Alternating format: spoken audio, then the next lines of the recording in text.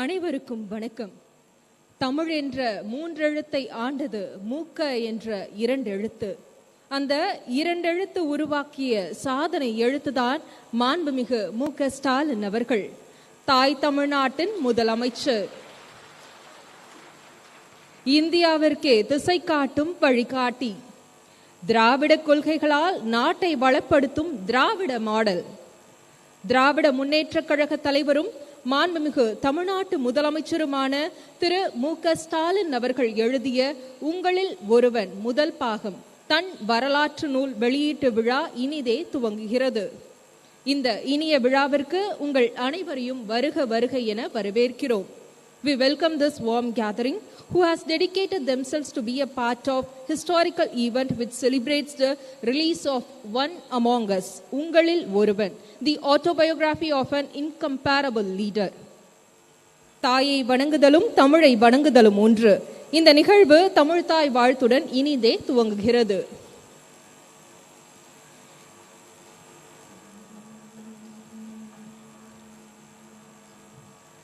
நீராறும் கடலுடுத்த நிலமடந்தை கெழிலொழுகும் சீராறும் வதனமென திகழ்பரத கண்டமிதில் தெக்கணமும் அதிர் சிறந்த திராவிடனல் திருநாடும் தக்க சிறு பிறைநுதலும் தரித்தனரும் திலகமுமே அத்திலக வாசனை போல் அனைத்துலகும் இன்பமுற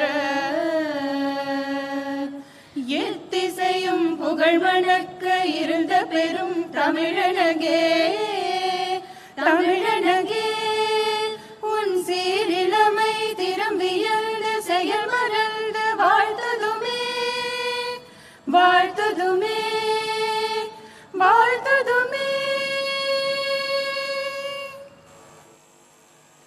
தமிழ்நாடு அரசு இசைக்கல்லூரி மாணவிகளுக்கு மனமார்ந்த நன்றிகள்.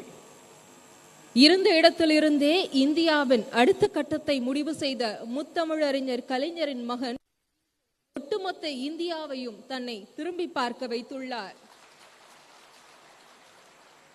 நம் தலைவருக்காய் இங்கு குழுமி உள்ள அகில இந்திய தலைவர்கள் முதல் கடைக்கோடி தொண்டர்கள் வரை அனைவரையும் வரவேற்க இவரே பொருத்தமானவர்.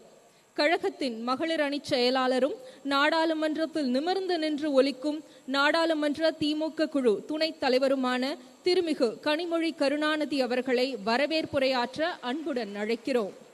We welcome திருமிகு Kanimozhi Karunanidhi MP, the one who voice out for South in Parliament, to address the gathering and deliver welcome address.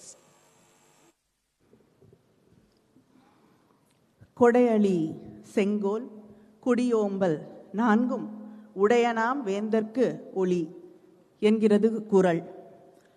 கொடை, கருணை, நீதி தவறாமை, மக்களை பாதுகாத்தல், இவை நான்கும் உடைய அரசன் வேந்தர்களுக்கு ஒளி போன்றவன். அப்படி ஒரு தலைவராக, முதலமைச்சராக தமிழகத்தை முன்னடத்தும் கழகத் தலைவர் அண்ணன் தளபதி அவர்களே, சுயமரியாதை, சமூக நீதி, மாநில சுயாட்சி, மத நல்லிணக்கம், மாநில அடையாளம், மொழி உரிமை என்று பேசும் தலைவர், திராவிட இயக்கத்தின் குரலாக ஒலிக்கும் தேசிய தலைவர் திரு ராகுல் காந்தி அவர்கள், பாஜகவின் தலைமையிலான ஒன்றிய அரசு இரண்டு இந்தியாக்களை உருவாக்குகிறது. ஒன்று பணக்காரர்களின் இந்தியா, இன்னொன்று ஏழைகளாகவே வைத்திருக்கும் இந்தியா என்று பாராளுமன்றத்தில் முழங்கிய நவீன இந்தியாவின் நம்பிக்கை குரல். A man who loves to learn, a global citizen, national leader and a Tamil at heart. This is as good as it can get. Happy to welcome through Rahul Gandhi. காழ்ப்பு, மத உணர்வுகள், பெண் அடிமைத்தனம் என்று எதிரிகள் எதை கொண்டு வந்து விதைத்தாலும் அதை சமூக நீதி, வளர்ச்சி, பாசாங்கற்ற எளிமை, யதார்த்தம் என்ற ஒளிக்கதிர்களால் வீழ்த்தி கேரள மாநிலத்தில் இரண்டாம் முறையாக ஆட்சி பீடத்தில் அமர்ந்திருக்கும் முதல்வர் பினராயி விஜயன் அவர்கள். பெரியாரின் அனைத்து சாதியினரும் அர்ச்சகராகலாம் என்ற கனவை கேரளத்திலும் நிஜமாக்கிய முதல்வர். சபரிமலை சர்ச்சையிலே கொஞ்சமும் விட்டு கொடுக்காத தலைவர். கேரள முதல்வர் அவர்களை வரவேற்பதில் பெருமை அடைகிறேன். தலைவர் கலைஞரின் நண்பர், காஷ்மீரத்தின் சிங்கம் ஷேக் அப்துல்லா அவர்களின் பேரன், தலைவரின் அன்புக்குரிய மரியாதைக்குரிய ஃபரூக் அப்துல்லா அவர்களின் மகன், முன்னாள் முதல்வர் உமர் அப்துல்லா.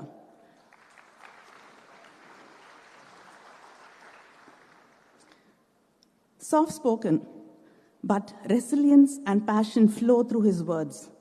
ஒன்றிய அரசு தந்தை மகன் இருவரையும் கைது செய்த போது அதை எதிர்த்து சற்றும் தாமதிக்காமல் குரல் கொடுத்து கண்டித்த முதல்வர் நம்முடைய முதல்வர் தளபதி அவர்கள். A leader who has constantly worked for the unity and rights of the Kashmiri people. He has a vision. It is never about electoral politics, but peace and development. I'm glad to welcome Thiru Umar Abdullah to the book launch. எப்போது சந்திக்க வாய்த்தாலும் என்னுடைய தலைவர் கலைஞர் எப்படி இருக்கிறார், அவர் உங்களுக்கு மட்டும் தலைவர் இல்லை, எங்களுக்கும் சேர்த்துத்தான் என்று அன்போடு சொல்லும் மரியாதைக்குரிய பெரியவர் லாலு பிரசாத் யாதவ் அவர்களின் மகன் தேஜஸ்வி யாதவ். அவர்கள் துணை முதல்வராக முத்திரை பதித்தவர். மதவாத சக்திகளை எதிர்க்கும் பிற்படுத்தப்பட்ட மக்களின் இளம் தலைவர். பிரபலமான கிரிக்கெட் வீரர். Cricket's loss is the nation's gain. Even before the Tamil Nadu Assembly election results were out, he confidently tweeted his congratulations to our leader. Happy to welcome Thiru Tejasvi Yadav, son of Bihar. தலைவர் கலைஞரின் பட்டறையிலே கூர்த்தீட்டப்பட்ட ஆயுதம் இன்று தளபதியின் உற்ற துணையாக, என்ன தவம் செய்தனையோ உன்னோடு பணியாற்ற என்று அவரை அணைத்து பாராட்டி உரம் கொடுக்கும் கழகத்தின் பொதுச் செயலாளர். எங்களை எல்லாம் சிறுவயது முதல் விரல் பிடித்து வழிநடத்தும் விழா தலைவர். தலைவர் கலைஞரின் எத்தனையோ புத்தக நிகழ்ச்சிகளில் பங்கேற்று உரையாற்றியவர். இன்று அண்ணன் தளபதியின் புத்தக மேடையில் அவரை வாழ்த்துகிறார். நீர்வளத்துறை அமைச்சர் அவர்களை வரவேற்கிறேன். முதல்வர் அண்ணன் தளபதியின் அரசியல் பயணத்தில் அவரது இடுக்கண் களையும் கரம், இளமை கால நண்பர், அண்ணனின் அன்பையும் நம்பிக்கையையும் பெற்றவர். தலைவர் கலைஞரின் துரும்பளவும் அசைக்க முடியாத உடன்பிறப்பு, கழக பொருளாளர், பாராளுமன்றத்திலே எங்களை வழிநடத்தும் அண்ணன் TRB அவர்களையும் வரவேற்கிறேன். தமிழ் மக்களை தன் தமிழால், பாடல்களால், கவிதை வரிகளால், கதைகளால், இலக்கிய பணிகளால் கட்டுண்டு கிடக்கச் செய்திருக்கும் பத்மபூஷன் கவி பேரரசு வைரமுத்து அவர்கள். தலைவர் கலைஞரிடத்தில் கொண்டிருந்த அன்பும் நட்பும் அளப்பரியது. அதுபோல அண்ணன் தளபதியின் நன்மதிப்பிற்கும் பேரன்பிற்கும் சொந்தக்காரரான அவரையும் வரவேற்கிறேன். சுயமரியாதைக்காரர், பெரியாரியவாதி, தமிழ் திரையுலகில் பகுத்தறிவு கருத்துக்களை பேசும் சிந்தனையாளர், நம் கண்முன்னால் ஐயா தந்தை பெரியாரை கொண்டு வந்து நிறுத்தியவர் நடிகர் சத்யராஜ் அவர்களை வரவேற்பதில் பெருமகிழ்ச்சி. இளைஞரணி செயலாளர், சட்டமன்ற உறுப்பினர் உதயநிதி அவர்களை வரவேற்கிறேன். தொடர்ந்து நீட் ஒழிப்பிற்காக குரல் கொடுத்து களமாடக்கூடிய அவரது நெஞ்சுக்கு நீதியிலும் அந்த குரல் தொடர்ந்து ஒலிக்கட்டும். புத்தகத்தை அழகாக வடிவமைத்து பதிப்பித்திருக்கிற பூம்புகார் பதிப்பகத்தின் ராஜா சுந்தர் சிங் மற்றும் சாம் பிரசாத் அவர்களையும் நன்றியுடன் வரவேற்கிறேன். உள்ளாட்சியிலும் முதல்வர் தளபதியின் நல்லாட்சியை மலரச் செய்திருக்கும் கழகத்தின் செயல் வீரர்கள், அமைச்சர்கள், மாவட்ட கழக செயலாளர்கள், சார்பு அணிகளின் அமைப்பாளர்கள், நாடாளுமன்ற சட்டமன்ற உறுப்பினர்கள், நகர ஒன்றிய செயலாளர்கள், நிர்வாகிகள், சகோதர சகோதரிகள் அனைவரையும் பெருமையோடு இந்த நிகழ்ச்சிக்கு வரவேற்கிறேன். பதவியேற்று 9 மாதங்களில் நாடு புகழும், மக்கள் கொண்டாடும் முதலமைச்சராக, அதே நேரத்தில் உங்களில் நானும் ஒருவன் என்று மக்களின் உணர்வுகளை மதிக்கும் தலைவராக, அவர்கள் கேட்கும் முன்பே மக்களின் தேவை அறிந்து செயலாற்றும் தளபதி அவர்கள் இன்று தன் சுயசரிதையின் முதல் பாகத்தை வெளியிடுகிறார். எப்படி தலைவர் கலைஞரின் நெஞ்சுக்கு நீதி ஒரு தலைமுறையின் அரசியல் பதிவாக இருந்ததோ அதுபோலவே இதுவும் தான் சுவாசித்த அரசியல் காற்றை இந்த புத்தகத்தின் வழியே உங்களில் ஒரு இளைஞராக நம்முடைய தளபதி அவர்கள் பகிர்ந்து கொள்கிறார்கள். அந்த புத்தகத்தின் மொழி நடையும் ஒரு இளைஞனின் துள்ளலோடு தன்னை சுற்றியுள்ள அரசியல் ஆசான்களை உள்வாங்கும் ஆச்சரியத்தோடு எழுதப்பட்டிருக்கிறது. தான் சந்தித்த மனிதர்கள், தலைவர்கள் தொடங்கி தலைவரின் செயலாளர் அண்ணன் சண்முகநாதன், செயல்மணி வரை அவர் யாரையும் மறக்கவில்லை.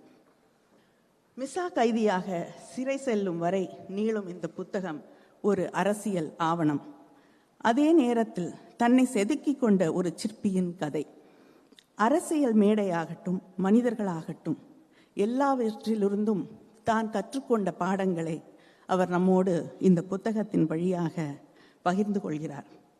வாழ்க்கையிலிருந்து கற்றுக்கொள்பவனே தலைவனாகிறான். ஒவ்வொரு பக்கத்திலும் தலைவர் கலைஞரை பற்றிய புதிய செய்திகள். நாமும் புத்தகத்தில் ஒருவராகி விடுகிறோம். ஆயிரம் ஆயிரம் கண்கள் இருக்கும் இந்த அரங்கில் இதையெல்லாம் பார்த்து பெரிதுவக்கும் 2 கண்களை தேடுகிறேன். உங்களை வாரி அணைத்து உச்சி முகர்ந்து வாழ்க உன் பணி ஸ்டாலின் என்று கரகரத்த குரலில் கொஞ்சம் அப்பாவை தேடுகிறேன். அவர் இல்லை, ஆனால் இங்கிருக்கும் அவரது உடன்பிறப்புகள் அனைவரது முகத்திலும்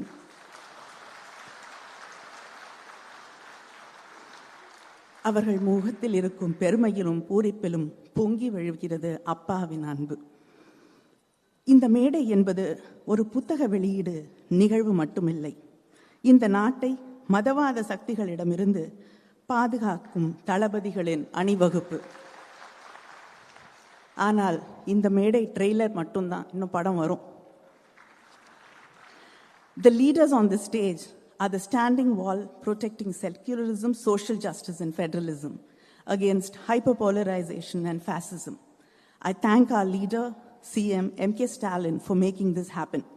I also welcome all the leaders who are here today for the book launch as a proud sister and a party worker. Thank you. நிகழ்ச்சி மிக்க இந்த தருணத்தில் விழாவில் பங்கேற்றுள்ள விருந்தினர்களுக்கு விழா குழுவின் சார்பில் சிறப்பு செய்ய திராவிட முன்னேற்றக் கழகத்தின் இளைஞரணி செயலாளரும் சட்டமன்ற உறுப்பினருமான திரு உதயநிதி ஸ்டாலின் அவர்களை அன்புடன் அழைக்கிறோம். Thiru Udhayanidhi Stalin will felicitate the guests in the dais.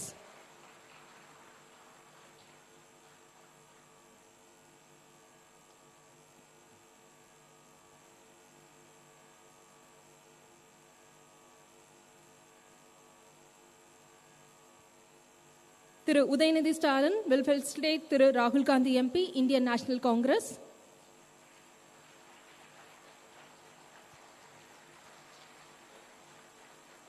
Thiru Udhayanidhi Stalin will felicitate Honorable Chief Minister of Kerala, Thiru Pinarayi Vijayan.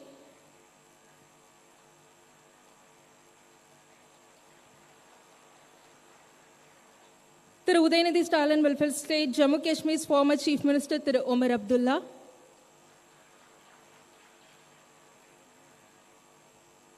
Thiru Udhayanidhi Stalin honors opposition leader of Bihar Legislative Assembly, திரு தேஜஸ்வி.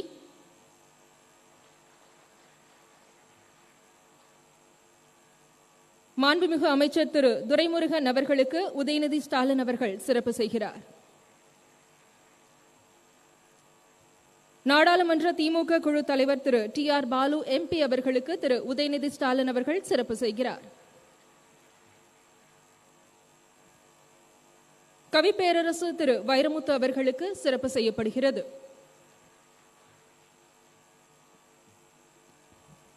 திரு சத்யராஜ் அவர்களுக்கு சிறப்பு செய்யும் நேரம்.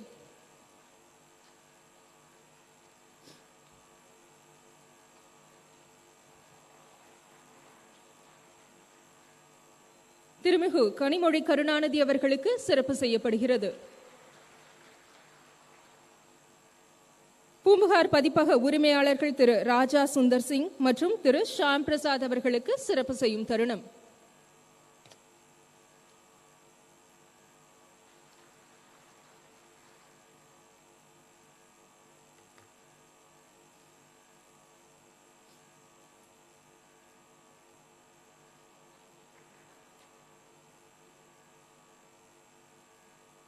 நன்றி. இதோ நாம் ஆவலுடன் எதிர்பார்த்திருந்த அந்த நிமிடங்கள் நிகழப் போகின்றன. தமிழ்நாட்டின் புதிய விடியலை உருவாக்கிய திராவிட சூரியன் கழக தலைவர் நம் மாண்புமிகு தமிழ்நாடு முதலமைச்சரின் தன் வரலாற்று நூலினை வெளியிட இந்திய மக்களின் குரலை எதிரொலிக்கும் மரியாதைக்கு உரிய திரு ராகுல் காந்தி அவர்களை அன்புடன் அழைக்கிறோம். நூலை பெற்றுக்கொள்ள கழகத்தின் பொதுச் செயலாளரும் மாண்புமிகு நீர்வளத்துறை அமைச்சருமான திரு துரைமுருகன் அவர்களை அன்புடன் அழைக்கிறோம். We wholeheartedly welcome Thiru Rahul Gandhi, who always have allowed to Tamil Nadu to release the one among us, Ungalil Oruvan, the autobiography of our Honorable Tamil Nadu Chief Minister.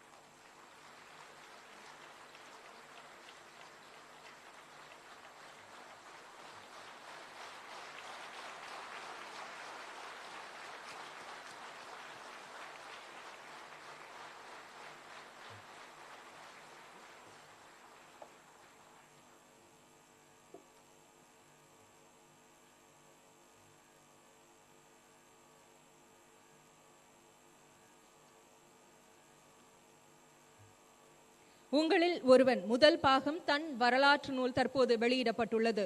இந்த இனிய தருணத்தில் மானமிகு என்று தன்னை அழைப்பதில் எப்போதும் பெருமை கொள்ளும் பகுத்தறிவாளர், வார்த்தைகளுக்கு அரிதாரம் பூசாத திரையுலக கலைஞர் திரு சத்யராஜ் அவர்களை வாழ்த்துரை வழங்க அன்புடன் அழைக்கிறோம்.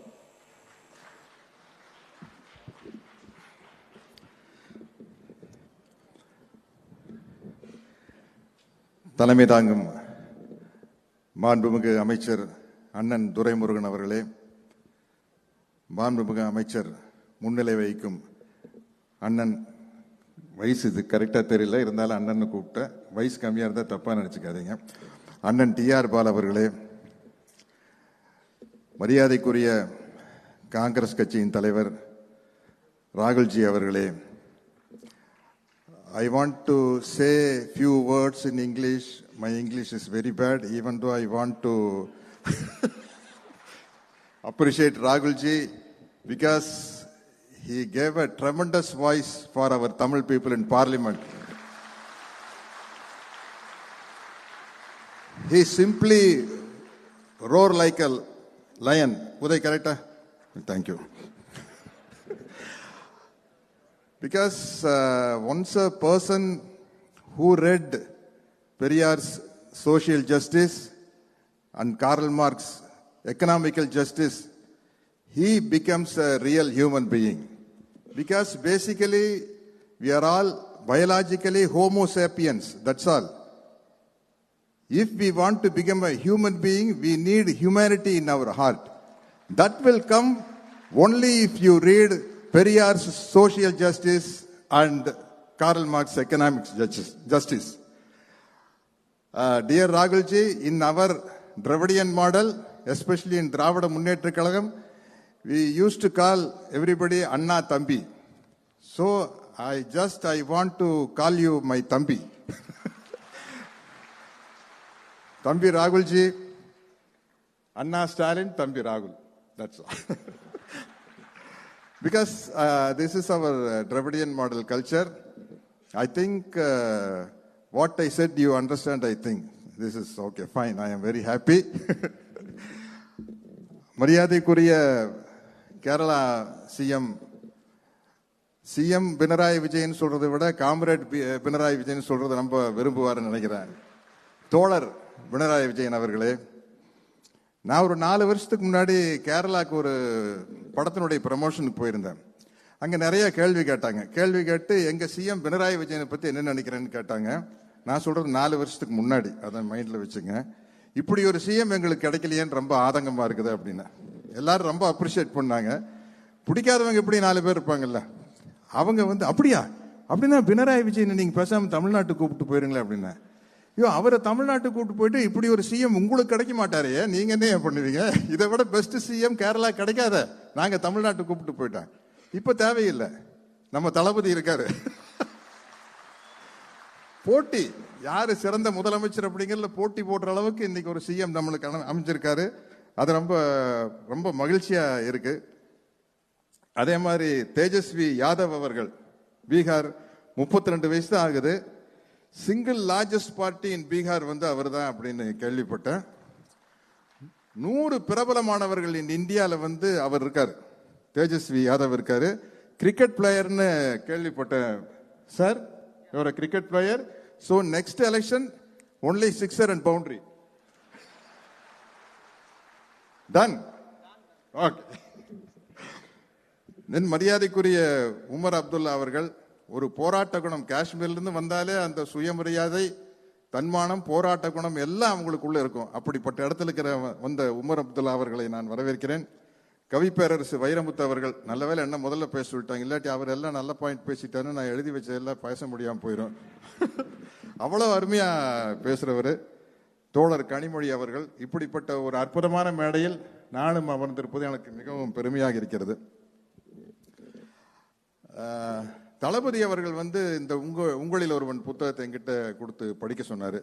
பொதுவாக நான் கொஞ்சம் படிக்காமே ஓபி அடிச்சிருவேன். ஆனால் அதை படிக்க ஆரம்பிச்சோன்னா முதல் பக்கம் படித்தோடனே அவ்வளோ இன்ட்ரெஸ்டிங்காக இருந்தது. சரி, நம்ம குறிப்பெழுத வச்சுட்டு நல்லா பெரிய பெரிய தலைவர்கள்லாம் வர்றாங்க, இந்தியா ஒன்றிய முழுக்க இருந்து, நம்ம ஒழுங்காக பேசணுன்ட்டு குறிப்பெழுத ஆரம்பிச்சா அது போயிட்டே இருக்கு. பக்கத்துக்கு பக்கம் நான் ரவுண்டு போடுறேன், டிக் பண்ணுறேன், ரவுண்டு போடுறேன், டிக் பண்ணுறேன், அது பாட்டுக்கு வளர்ந்துக்கிட்டே இருக்கு. அதனால என்னுடைய ஆர்வத்தின் காரணமாக பேசிட்டே இருந்தேன்னா டைம் ஆச்சுன்னா யாராச்சும் பின்னாடி சட்டையை பிடிச்சி எடுத்துருங்க, போதுப்பா உட்காரு, நிறைய பேர் பேச வேண்டியிருக்குன்னு சொல்லிடலாம். ஏன்னா அந்த அளவுக்கு இன்ட்ரெஸ்டிங்கான விஷயம் இருக்குது. ஓப்பனிங் சொன்னார் பாருங்க, முத்துவேல் கருணாநிதி ஸ்டாலின் ஆகிய நான், அங்க தலைவர் கலைஞருடைய முகம் தெரிஞ்சுன்னு சொன்னாரே, எவ்வளவு ஒரு டச்சிங்கான மூமெண்ட். அப்படி ஒரு தலைவர் அமையவே மாட்டாரு. எனக்கு இன்னும் சொல்ல போனா, நம்ம இப்ப முதல்வர் ஸ்டாலின் அவர்களோட எனக்கு கலைஞர் கூட தான் நெருக்கமான பழக்கம். ஏன்னா 2 படம் அவர் வசனத்தில் நடிச்சிருந்தேன், பாலைவன ரோஜாக்கள், மண்டின் மைத்தன், செல்வம் சார் இருக்காரு. அப்படி ஒரு, அதாவது எப்பவுமே ஒரு குறிப்பிட்ட வயசு வரைக்கும் அப்பாவை பசங்க கிரேட்டா நினைப்பாங்க. அப்புறம் ஒரு குறிப்பிட்ட வயசுக்கு அப்புறம் நம்ம அப்பா இப்படி பண்ணிருக்கலாம், அப்படி பண்ணிக்கலாம் அப்படின்னு சொல்லிட்டு குற்றம் காண ஆரம்பிச்சிருவாங்க. ஆனா கடைசி வரைக்கும் அவருடைய தந்தை ஒரு தலைவனாகவே இருந்திருக்கிறார். தந்தை ஒரு தலைவன், நல்ல டைட்டில் இல்ல படத்துக்கு கூட, தந்தை ஒரு தலைவன். அதே ஒவ்வொரு நினைவு அவர் எழுதும் போது அதுல என்னால கனெக்ட் பண்ணிக்க முடியுது. பராசக்தி ரிலீஸ் ஆனப்போ நடிகர் தலம் சிவாஜி அவர்கள் பேர் அதுல குணசேகரன் தான். ஊருக்கு ஊர் ஒரு குணசேகரன் இருந்தாங்க அப்படின்னு சொல்லுவாங்க. பிரபு சார் வந்திருக்காரு, அந்த குணசேகரன்களில் நானும் ஒருவன். 1952 தான் பராசக்தி படம் வந்தது. ஆனா பராசக்தி படத்தை நான் 1970 தான் பார்க்கிற வாய்ப்பு கிடைச்சது. ஏன்னா நான் பிறந்தது 1954. இடையில அந்த படத்தை ஒரு 8 வருஷம் தடை பண்ணிட்டாங்கன்னு நினைக்கிறேன். அதுக்கப்புறம் அந்த படம் 100 நாள் ஓடிச்சு. அதனுடைய வசனம் எல்லாம் ஒரு ரெக்கார்டு மனப்பாடம் பண்ணி காண வந்த தங்கையை கண்டேன் கண்ணற்ற ஓவியமாக ஆம் கைம்பண்ணாக அப்படின்னு வசனம் பேசி, அதாவது பராசக்தி வசனத்தை மனப்பாடமா பேசி காட்டுறது வந்து அது ஒரு ரொம்ப பெருமைக்குரிய விஷயம். ஸ்டூடெண்ட்ஸுக்கு நடுவில் பேசி காட்டுறதுக்கு வந்து அவ்வளோ ஒரு நல்ல விஷயம். அப்படி சிஎம் பிறந்தது 53 தான் பிறந்திருக்காரு. நல்ல இனிமையான நினைவுகள் எழுதியிருக்காரு பாருங்க. முதல்ல வந்து கலைஞர் அவருக்கு பெரியாருடைய பெயரையும் அண்ணாவுடைய பெயரையும் சேர்ந்து ஐயா துரைன்னு வைக்கணும்னு ஆசைப்பட்டிருக்காரு. ஆனா அவர் பிறந்தப்போ கரெக்டா இப்போ ரஷ்யாவில் புரட்சி பெரிய அளவில் நடந்துட்டு இருக்கும்போது ஸ்டாலின் அவர்கள் பெயர் வைக்கணும் அப்படின்னு சொல்லிட்டு ஸ்டாலின் பெயர் வச்சிருக்காரு. 5 மாச குழந்தையா இருக்கையில கொண்டு போய் கலைஞர் அவர்கள் சிறையில் இருந்திருக்காங்க. சிறையில கொண்டு போய் 5 மாச குழந்தையா இருக்கையில காட்டியிருக்காரு. ஒரு தலைவன் எப்படி இருக்குன்னு பாருங்க. அவரு ஸ்டாலின் அவர்கள் பிறந்தப்பவும் ஜெயில இருக்காரு, உதயநிதி பிறந்தப்பவும் ஜெயில இருக்கிறார். இப்படி ஒரு தலைவன் எங்க நம்ம சில பத்திரிகை லாபி வந்து தொடர்ந்து நம்ம திராவிட இயக்க தலைவர்களை வந்து பலவிதமா மட்டம் தட்டி இருக்காங்க. இப்படி ஒரு தியாகம் உள்ள ஒரு தலைவன் யாருக்கு கிடைப்பான் யோசிச்சு பாருங்க. பையன் பிறக்கிறப்பவும் ஜெயில, பேரன் பிறக்கிறப்பவும் ஜெயில. அதாவது இதெல்லாம் சொல்லிட்டு ஒவ்வொன்று. அப்புறம் வந்து இது அங்க டால்மியாபுரம் போராட்டத்தில் தண்டவாளத்தில் தலை வச்சு படுத்திருக்காரு. அப்போ ரயில் உங்க மேல ஏறினா என்ன நடக்கும் தெரியுமான்னு கேட்கிறாரு போலீஸ் ஆபீசர். அவர் கலைஞர் பதில் சொல்றாரு, ரயில் எங்கள் மீது ஏறினால் உடையும் எலும்பு சத்தம் டெல்லிக்கு கேட்கும் அப்படிங்கிறாரு. என்ன தைரியங்க! ரியல் ஹீரோ இன் லைஃப்னா அது வந்து கலைஞர் தான். 6 மாத கடுங்காவல் என்று கவலைப்படாமல் அங்க ஜெயில போய் பகுத்தறிவை பரப்பியிருக்காரு. உள்ள ஜெயில இருக்கும்போது 6 மாத கடுங்காவல்னு கவலைப்படாம பட்டிமன்றம், பேச்சு போட்டி, நாடகம், சிறையை சீர்திருத்தம் செய்வது கடமை தவறாத மாவீரர் அப்படி இருந்திருக்காரு. அதாவது சிறைச்சாலையும் ஒண்ணுதான், சட்டசபையும் ஒண்ணுதான். அவரை பொறுத்த வரைக்கும் எதுக்குமே ஒரு தயங்காத ஒரு மனுஷன் தான் வந்து தலைவர் கலைஞர் அவர்கள் தான். இந்த உங்களில் ஒருவன் படுக்கையில நான் வந்து இவர் என்ன சகோதரர் ஸ்டாலின் அவர்கள் அவர் வரலாறு எழுதுறாரா, தலைவர் கலைஞருடைய வரலாறு எழுதுறாரான்னு சந்தேகம் வர்ற அளவுக்கு கலைஞரை பத்தியே எழுதிக்கிட்டு வர்றாரு. பின்னாடி வந்துதான் அவரது உள்ள வருது. ஏன்னா அப்படிப்பட்ட ஒரு தியாக தலைவனுக்கு மகனா பிறந்து, அது எனக்கு இன்னொன்னு ரொம்ப பிடிச்ச விஷயம். அஞ்சுகம் அம்மையார் வந்து அவர் வந்து ஸ்டாலின் வராதாமா, தாலின் தான் கூப்பிடுவாரு. பொதுவா வந்து நம்ம ஊர் பெரியவங்களுக்கு வந்து இந்த இஸ்ஸு வராது, ஜா ஷா ஹா இஸ்ஸு அதெல்லாம் வராது. அதனால ஸ்டாலின் கூப்பிட மாட்டாங்க. அது வந்து படிக்கிறதுக்கே ரொம்ப விறுவிறுப்பா இருக்குது. ஒரு ட்ரையா இல்லாம ரொம்ப கலகலப்பா படிக்க சிரிக்க முடியுது, உணர்ச்சி வசப்பட முடியுது, ரசிக்க முடியுது. அப்புறம் நான் வந்து திருக்குவளை வீட்டை பத்தி எழுதியிருக்காங்க, ரத்தத்தாலும் உணர்வாலும் கட்டப்பட்டது அப்படின்னு. நிச்சயமா நான் அந்த பக்கம் போகும்போது அந்த திருக்குவளை அந்த வீட்டை போய் நான் பார்க்கணும்னு ஆசைப்படுறேன். ஏன்னா அவ்வளவு உணர்ச்சி பொங்க அந்த வீட்டை பத்தி எழுதியிருக்காங்க. அப்பவுமே நம்ம நேட்டிவ் பிளேஸ்ல இருக்கிற ஒரு வீட்டு மேல நம்மளுக்கு அப்படி ஒரு பாசம் இருக்கும். அதே மாதிரி தாத்தா முத்துவேல் அவர்களை பத்தி எழுதியிருக்காங்க. புலவர், பாடுவார், வைத்தியம் தெரியும், விவசாய வேலை தெரியும், சமஸ்கிருதம் நல்லா தெரியும்னு எழுதியிருக்காங்க. பேசாம ஒரு மெடிக்கல் காலேஜில் சேர்ந்து டாக்டர் ஆயிருக்கலாம். ஏன்னா அப்பெல்லாம் மெடிக்கல் காலேஜில் சேர்றதுக்கு வந்து சமஸ்கிருதம் தெரிஞ்சாதான் சேர முறைன்னு ஒரு ஐட்டம் வச்சிருக்காங்க. ஏன்? அதுக்கு தான். மெடிக்கல் காலேஜுக்கு சமஸ்கிருதத்துக்கு என்ன சம்பந்தம்? ஆனா சமஸ்கிருதம் தெரிஞ்சாதான் மெடிக்கல் காலேஜில் சேர முடியுமாமா. ஏன் அப்படின்னா நம்ம எல்லாம் யாரும் சேரக்கூடாது. சிம்பிளா தான். எவ்வளவு நேக்கா அடிக்கிறாங்க பாருங்க. அதை அடிச்சு உடைச்சது வந்து நீதி கட்சி, ஜஸ்டிஸ் பார்ட்டி ஆட்சிக்கு வந்ததுக்கு அப்புறம் தான் சமஸ்கிருதம் மெடிக்கல் காலேஜ் மருத்துவ படிப்புக்கு சமஸ்கிருதம் தேவையில்லைங்கிற சொல்லி அதை தூக்குனது வந்து அதுதான். இப்படிப்பட்ட வரலாறுகள் வந்து இருந்த ஒரு மாபெரும் இயக்கம் இது. அதே மாதிரி கோபாலபுரம் வீட்டை பத்தி எழுதியிருக்காங்க. நிரந்தர அரசபை, திராவிட இயக்கத்தின் திருச்சபை, திரையுலக கலைஞர்களுக்கு கலைச்சபை. அந்த கலைச்சபையிலே நானும் ஒரு அங்கத்தினர். என்ன பாலைவன ரோஜாக்கள் வந்து செல்வம் சார் இருக்காரு. ஆல்மோஸ்ட் நம்ம கோபாலபுரத்தில் தான் சுத்தி அவரு நம்ம ஐயா மாறான் அவர்களுடைய வீடு தான் என் வீடு. எல்லாம் கலைஞர் வீட்டு கார் ஷெட்ல இருந்து எல்லாம் யூஸ் பண்ணிக்கிட்டோம். எல்லாம் மொத்த லொகேஷன் வந்து கோபாலபுரத்திலேயே சுத்தி எடுத்து அது ஒரு பசுமையான நினைவு. அப்படிப்பட்ட ஒரு படத்தில் நடிக்கிற வாய்ப்பு கிடைச்சது. அதே மாதிரி கலைஞர் திருமணத்தை பத்தி எழுதியிருக்காங்க. தயாளம்மாவுக்கு அவருக்கு திருமணம் நடந்துட்டு இருக்குது. அந்த வழியா இந்திய எதிர்ப்பு ஊர்வலம் போயிருக்கு. ஒரு தலைமை இப்படி எல்லாமே அங்க இருக்க முடியும்? கல்யாணத்துல இருந்து அப்படியே கிளம்பி இந்திய எதிர்ப்பு ஊர்வலத்தில் கலந்துக்கிட்டு போயிட்டாரு. இதெல்லாம் நீங்க புத்தகம் படிக்கல தெரியும். அங்க போனா இங்க வந்து திருமண வீட்டுல வந்து மங்கள இசை வாசிச்சுட்டு இருக்கிறாங்க. அங்க போய் தலைவர் கலைஞர் வந்து பெரியார் வாழ்க, தமிழ் வாழ்க, இந்தி வீழ்கன்னு அங்க போய் சவுண்ட் விட்டு இருந்திருக்காரு. அதுக்கப்புறம் வந்து ஜாயின் பண்ணிக்கிறாரு. ரஷ்யாவில் ஸ்டாலின் ஆட்சி காலத்துல வந்து ரஷ்யாவில் இருக்கிற ஸ்டாலினுக்கு நம்ம ஸ்டாலினுக்கு ஒரு கொத்துமை பாருங்க. ரஷ்யாவில் ஸ்டாலின் ஆட்சி காலத்தில் ஆட்சியிலிருந்து மதம் விலக்கப்பட்டது. அந்த ஸ்டாலினும் அப்படித்தான் இருந்திருக்காரு, இந்த ஸ்டாலினும் அப்படித்தான் இருந்திருக்காரு. அவரும் ஒரு இரும்பு மனிதர், இவரும் ஒரு இரும்பு மனிதராக இருந்திருக்காரு. அவருடைய ஸ்டாலினுங்கிற பேருக்கு ஸ்கூல்ல இடம் கிடைக்கலன்னு போட்டிருக்காரு. இந்த பேருக்கே இடம் கிடைக்கல, அதுக்காக பேரை மாத்திக்க முடியாது, எனக்கு ஸ்கூலை வேணா மாத்துக்கன்னு சொல்லியிருக்காங்க. அப்புறம் அந்த ஸ்கூல்ல படிக்கிற காலத்திலேயே அந்த ஸ்கூல் வாசல் வரைக்கும் பஸ் போறதுக்கு ஏற்பாடு பண்ணியிருக்காரு. நான் காலேஜில் படிச்சுட்டு இருந்தப்ப என்ன பண்ணேன்னு எனக்கு தெரியாது. மேடை நாகரிகம் கருதி அதையெல்லாம் இங்கே பேச முடியாது. இதே சும்மா ஜாலியாக சுற்றிட்டு இருந்திருக்கிறேன். ஆனால் வந்து அவர் வந்து அண்ணாவினுடைய முக்கியமான விஷயமே மக்களிடம் செல், மக்களோடு வாழ். அதுதான். அதை வந்து தவறாம கடைப்பிடிச்சிருக்காரு ஸ்டாலின் அவர்கள். அப்புறம் ஒவ்வொரு விஷயம் அவர் முரசே முழங்குன்னு ஒரு நாடகம் போட்டிருக்காரு. அதை புரட்சி தலைவர் எம்ஜிஆர் அவர்கள் வந்து மேடையில் தரையில் உட்கார்ந்து பார்த்துருக்காரு. இவர் வந்து சேர்ல உட்காருங்கன்னு, இல்ல பின்னாடி இருக்கிறவனுங்க எல்லாம் மறைக்கும், நான் தரையிலே உட்காந்துக்கிறேன்னு சொல்லி முரசையை முழங்குற நாடகத்தை பார்த்திருக்காரு. அதே மாதிரி தலைவர் சிஎம் இருக்கையிலேயே இளைஞர் அணி கூட்டங்கள் நடக்கிறதுனா பணம் வசூல் பண்ணி தான் நடத்தியிருக்காரு. அதுக்கு நாரோடி மன்னன் படத்தை எடுத்து மார்னிங் ஷோ போட்டிருக்காரு ராம் தியேட்டர்ல. உடனே நேரா எம்ஜிஆர் சார் போன் பண்ணி, நீ யாரை கேட்டு நாரோடி மன்னன் கடத்து கொண்டு போய் மார்னிங் ஷோ போட்ட அப்படின்னு சண்டை போட்டிருக்காரு இவர் கூட. இதெல்லாம் இப்படி ஒரு சுவையான நிகழ்ச்சி. சாருன்னு கூப்பிட்டாரு. மக்கள் தரம் வந்தோடனே வாங்க சார் அப்படின்னு இருக்காரு. நேரா போய் தலைவர் கலைஞர்கிட்ட கம்ப்ளைண்ட் பண்ணியிருக்காரு வாத்தியார், என்ன உங்க மகன் என்ன சார் போட்டு கூப்பிடுறான் அப்படின்ட்டு. அதே மாதிரி இன்னொரு நிகழ்ச்சி, அதை என்னால் அனுபவிச்சு பார்க்க முடியுது. சிவாஜி சார் வந்து அப்போ நம்ம ஸ்டாலின் அவர்கள் வந்து ஹேர் ஸ்டைல் இப்படி வச்சிருப்பார் போல இருக்கு. அதை ரெண்டு கையிலையும் பிடிச்சிட்டு, என்ன தஞ்சாவூர் கோபுரம் மாதிரி இருக்குது உங்க ஹேர் ஸ்டைல் அப்படின்னு பிடிச்சி ஆட்டுவாராமா. அவர் எப்படி ஆட்டுவார்னு எனக்கு தெரியும். அவர் கூட ஒரு வில்லனா ஒரு படத்தில் நடிச்ச சிரஞ்சீவின்னு ஒரு படத்தினுடைய பேர் சிரஞ்சீவி. அதுல ஒரு சின்ன வில்லன் கேரக்டரு. அங்க கப்பல்லையே ஷூட்டிங் நடந்தது தலைவா அந்த படம்.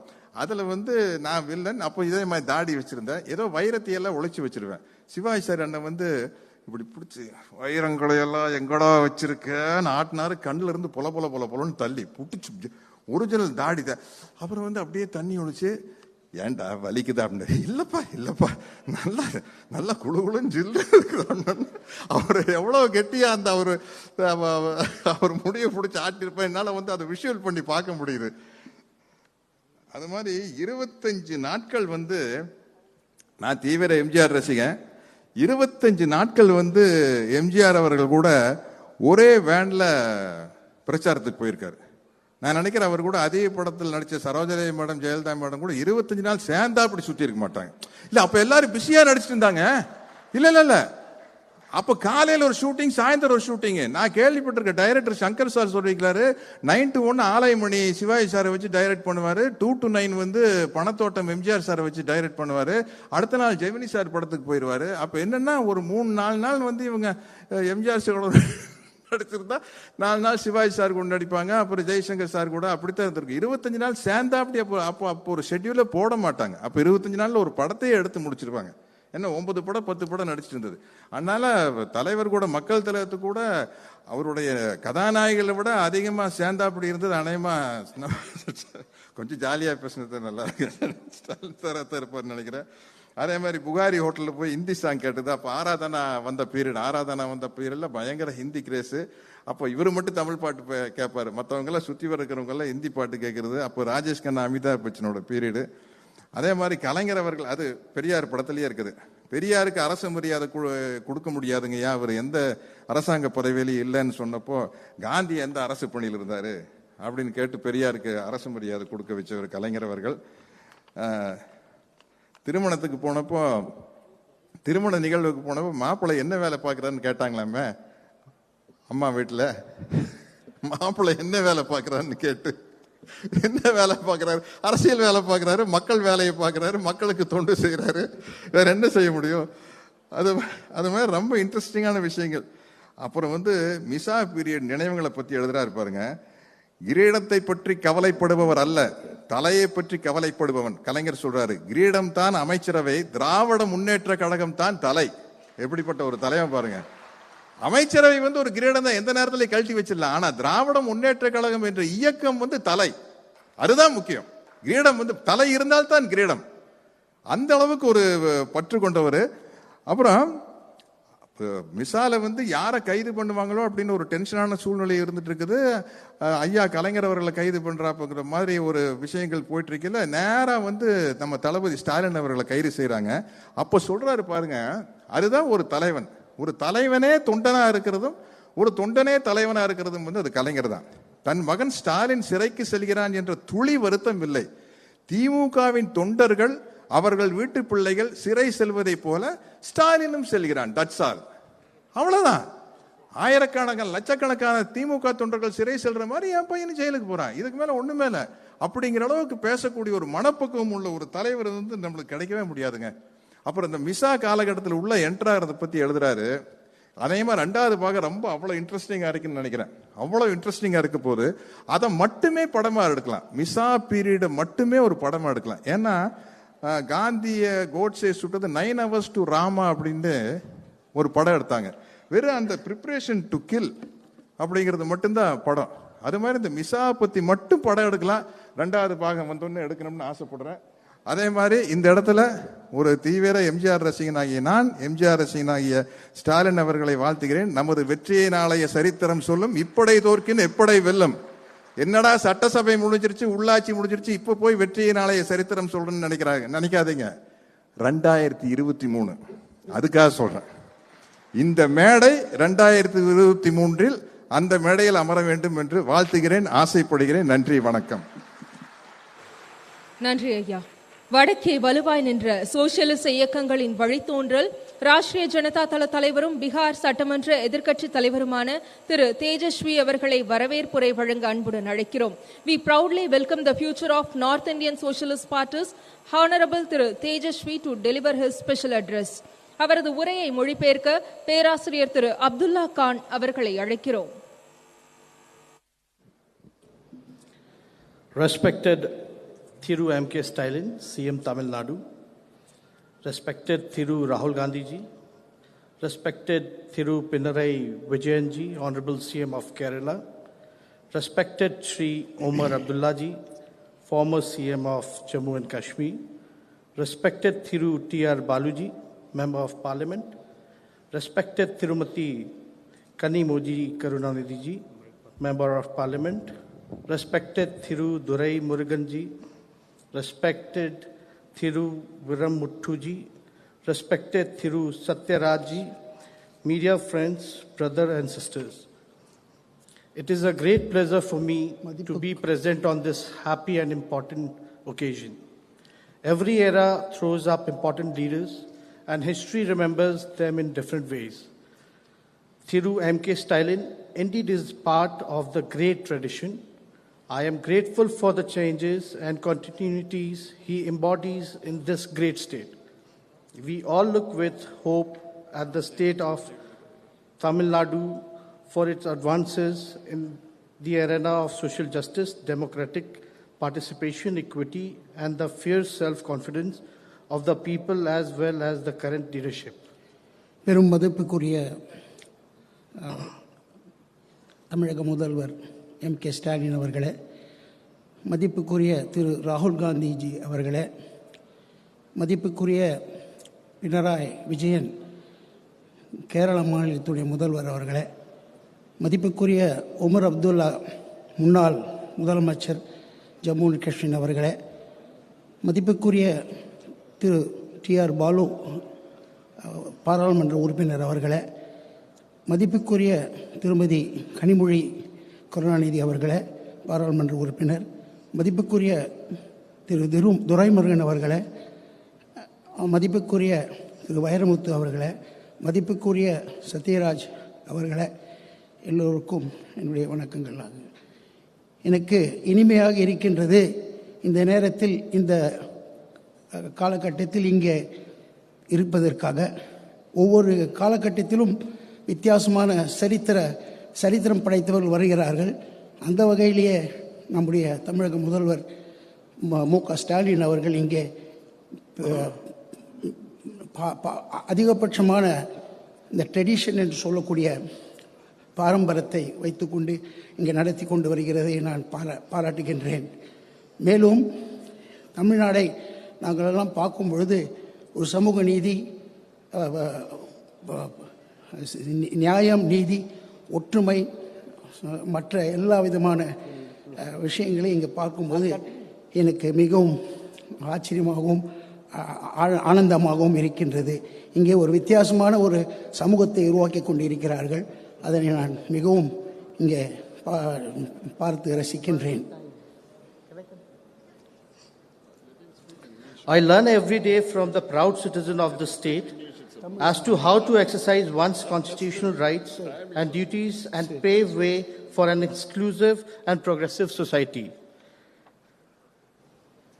Tamil Nadu has been exemplary state in so many ways that it is difficult to list all such instances. However, I will say that Tamil Nadu leaders such as Rajaji, Periyar Ramaswamy, C.N. Anudurai, M. Karunanidhi have had an impact on many pan-Indian progressive movements of youth, students, and working masses. With their ideas and leadership, they not only inspired people, but also gave them conceptual tools to understand their circumstances and struggle against what was unjust and inequitable. Of late, the ideas of development and leadership have been discussed in very narrow terms, but we have learned from Tamil Nadu how to expand the horizon of what it means to be model citizen on a modern state. It includes equality, equity, and justice. It empowers dejected, deprived, and oppressed section of the society. It includes roti, kapra or makan, food, clothes, and housing. It includes sarak, bijli or pani, road, electricity, and water. It includes degree, naukri, and Wi-Fi, employment, education, and access to information. It definitely includes all of these elements, but its self-respect and empowerment is missing, then these things are not meaningful. Yes, everybody should have access to them, but nobody should think they are the be-all and end-all of politics. Politics most definitely is about all of these things, but it is also about self-respect, about confidence, about asserting one's place in society. In all of these aspects, we have learnt immensely from the progressive and confident people of the state, as well as generation of strong and confident leadership, of which Thiru Stalin is sharing example.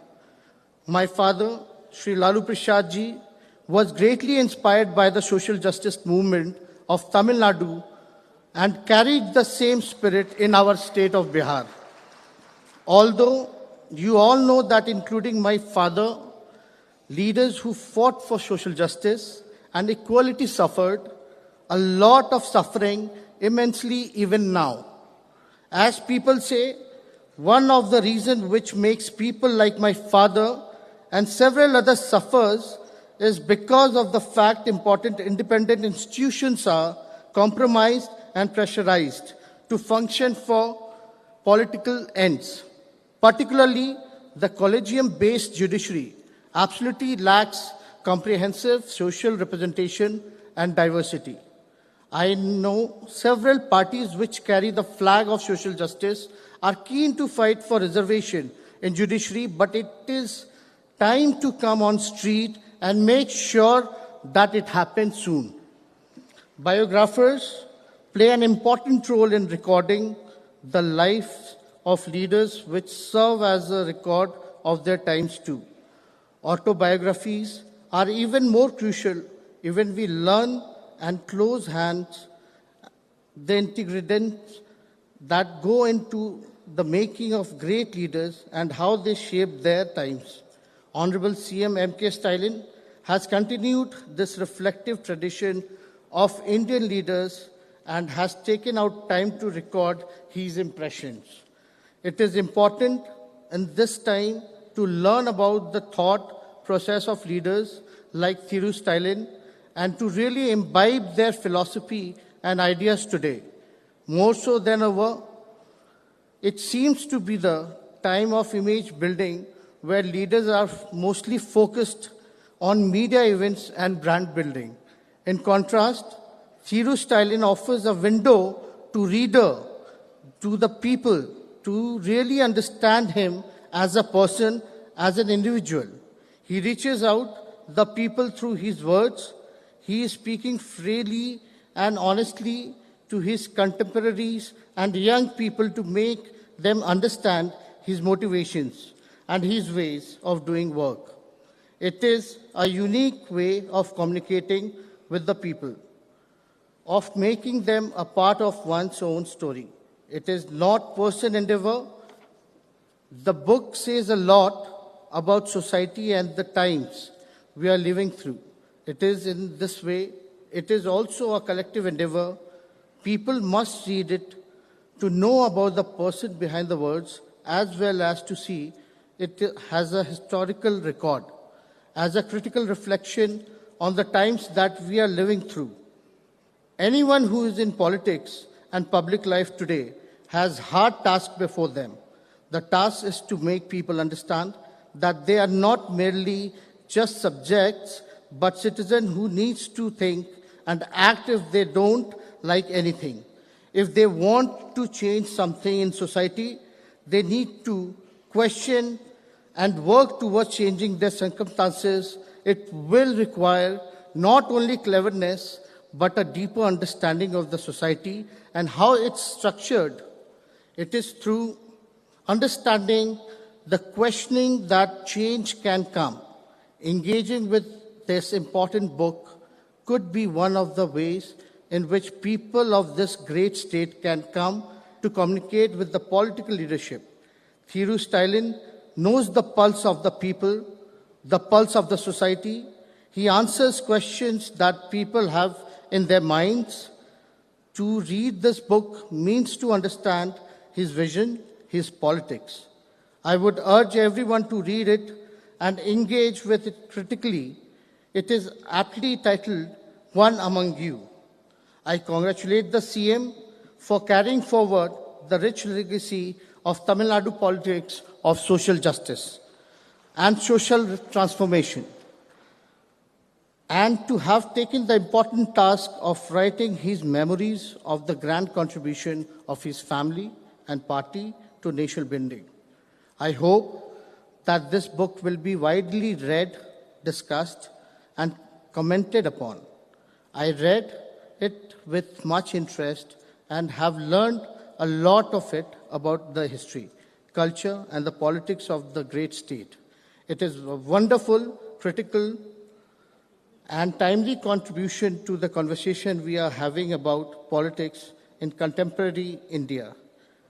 The trajectory of Dravidian politics and its commitment of social justice and equality makes everybody proud. Tamil Nadu has the highest proportion of reservation, and it occupies highest position in all human development indicators, thus shattering several myths relating to the reservation, etc. We must seize this movement to declare unitedly that we shall struggle to ensure caste-based census immediately and revisit the ceiling of reservation myth, accordingly on the lines of Tamil Nadu. Finally, I take this opportunity to appeal you all that as a nation and as people of this great land, we are witnessing gruesome attacks on the constitutional values of freedom, equality, and justice, more so on social justice. We must understand that while recording these attacks, history shall name the perpetrators, but it shall also not spare us if we do not fight, resist collectively. Let us go back from here with this solemn resolve and pledge. Thank you very much. Jai Hind. We wholeheartedly thanking you for your special address, sir. இலக்கிய உலகத்தில் அரை நூற்றாண்டாக சிகரத்தில் வீற்றிருக்கும் திரு கவி பேரரசு அவர்களை வாழ்த்துரை வழங்க அன்புடன் அழைக்கிறோம்.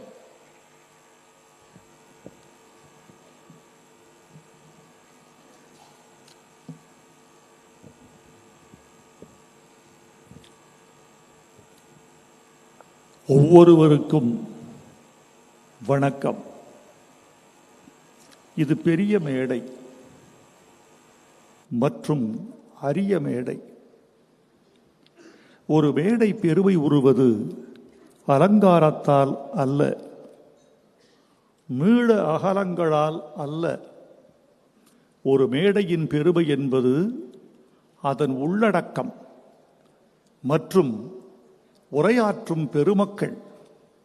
இந்த மேடையை பார்க்கிறேன், வியந்து நிற்கிறேன்.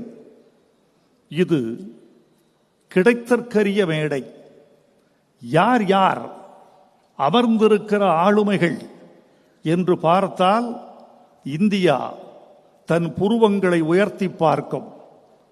இந்தியாவின் தேசிய நட்சத்திரம் ராகுல் காந்தி அவர்கள், கேரளத்தின் முதலமைச்சர் பினராயி விஜயன் அவர்கள், முன்னாள் முதலமைச்சர் உமர் அப்துல்லா அவர்கள், இளம் தலைவர் தேஜஸ்வி அவர்கள், அமைச்சர் துரைமுருகன் அவர்கள், நாடாளுமன்ற உறுப்பினர்கள் அண்ணன் TR பாலு அவர்கள், கனிமொழி கருணாநிதி அவர்கள், என் இனிய சகோதரர் சத்யராஜ் அவர்கள், இத்தனை பெருமக்களால் இந்த மேடை உயர்ந்து நிற்கிறது. இந்த மேடை, இவ்வளவு பெரிய மேடையில் எங்கள் தமிழ்நாட்டு முதலமைச்சர், முன்னேறும் சூரியன் மு.க.ஸ்டாலின் அவர்கள் தான் எழுதிய சுயசரிதையை தேசிய அடையாளங்களோடு வெளியிடுகிறார். ஒரு மாநிலத்தின் முதலமைச்சர், இந்த மாநிலத்தின் கதை, ஆனால் தேசிய அடையாளத்தோடு வெளியிடுகிறார். இத்தனை பெருமக்களை ஒன்று திரட்டி, நிலாவையும் வானத்து மீனையும் காற்றையும் நேர்பட வைத்தாங்கே, குலாவும் அமுத குழம்பை குடித்தொரு கோல வெறி படைத்தோம், உலாவும் மனச்சிறு புள்ளினை எங்கடும் ஓட்டி மகிழ்ந்திடுவோம் என்று ஒரு மகாகவியன் சொன்னது மாதிரி, நிலாக்களையும் நட்சத்திரங்களையும் ஒரு மேடையில் கூட்டி வைத்திருக்கிறார். எப்படி இந்த ஆளுமை இவருக்கு எப்படி ஏற்பட்டது? இந்த சிந்தனை எப்படி முளைத்தது? இன்று நேற்று வந்த சிந்தனையா? இல்லை. இந்த நூலை படித்தால் எனது இந்த கேள்விக்கு விடை கிடைக்கும். நீங்கள் ஒவ்வொருவரும் இந்த நூலை வாசியுங்கள். இந்த நூலை முழுக்க வாசிக்க முடியவில்லை என்றாலும் முதலமைச்சர் மு.க.ஸ்டாலின் எழுதியிருக்கும் அந்த முன்னுரையை மட்டும் மனப்பாடம் செய்து தமிழ்நாட்டு பேச்சாளர்கள் மேடைகளில் ஒப்புவியுங்கள். இந்த விஷயம் சாதாரணமாக ஒரு நாளில் தோன்றியதல்ல. 1970 பேரறிஞர் அண்ணாவின் பிறந்த நாளை ஒரு இளைஞன் கொண்டாடுகிறார். அந்த மேடைக்கு யார் யார் வர வேண்டும் என்று அந்த இளைஞன் தீர்மானிக்கிறார். தமிழ்நாட்டு முதலமைச்சர் முத்தமிழறிஞர் கலைஞர், ஆந்திராவின் முதலமைச்சர் பிரம்மானந்த ரெட்டி, புதுச்சேரியின் முதலமைச்சர் ஃபாரூக், இந்த 3 பேரையும் ஒன்று கூட்டி ஒரு மேடையில் 3 முதலமைச்சர்களை மொத்தமாக்கி அந்த 17 வயது இளைஞன் விழா நடத்தினார். அந்த 17 வயது இளைஞனுக்கு பெயர் முத்துவேல் கருணாநிதி ஸ்டாலின் என்ற இதே முதலமைச்சர். இவருக்கு பிறவி குணம் செயல்படுவது, சிந்திப்பது, விரிந்து உரையாடுவது, களம் காண்பது என்பதெல்லாம் அவருக்கு பிறந்த குணம், உதிரத்தில் ஊறிய குணம். அண்ணா, பெரியார், கலைஞர் என்ற 3 பேருடைய ஆளுமைகளையும் தனக்குள் வாங்கி நடைபோட வேண்டும் என்ற வேகம் அவருக்கு இருக்கிறது. போதிக்க பிறந்த காலம் முடிந்து சாதிக்க பிறந்த யுகத்துக்கு இந்த 69ஆம் வயதில் மு.க.ஸ்டாலின் அவர்கள் எட்டு வைக்கிறார். கடந்த 9 மாதங்களில் தமிழ்நாட்டை இந்த இந்தியாவே அண்ணாந்து பார்த்து கொண்டிருக்கிறது. எப்படி சாதனைகள் ஒன்றா இரண்டா? அந்த சாதனைகளை சொல்வதற்கு நான் கலைஞரின் ஓமையைத்தான் கடன் வாங்க வேண்டியிருக்கும். முதலமைச்சர் மு.க.ஸ்டாலினின் சாதனைகளை சொல்ல வேண்டும் என்றால் 1000 நாவு படைத்த ஆதிசேஷன் கூட கம்பனிடம் ஒரு நாவை கடன் வாங்க வேண்டியிருக்கும். ஒரு நாள் பார்த்தால் பெண்களுக்கு இலவச பயணம், மறுநாள் பார்த்தால் பெட்ரோல் விலை குறைப்பு, ஒரு நாள் பார்த்தால் 7.5 இடஒதுக்கீடு, மறுநாள் பார்த்தால் இலவச கட்டணம். ஒரு நாள் இந்தியாவிலேயே உயர்ந்த பொருளாதார ஆலோசனை குழு, மறுநாள் ஆலயத்திலே தமிழ், அர்ச்சகர்கள் நியமனம், இப்படி தினந்தோறும் தினந்தோறும் ஒரு புதிய சாதனை.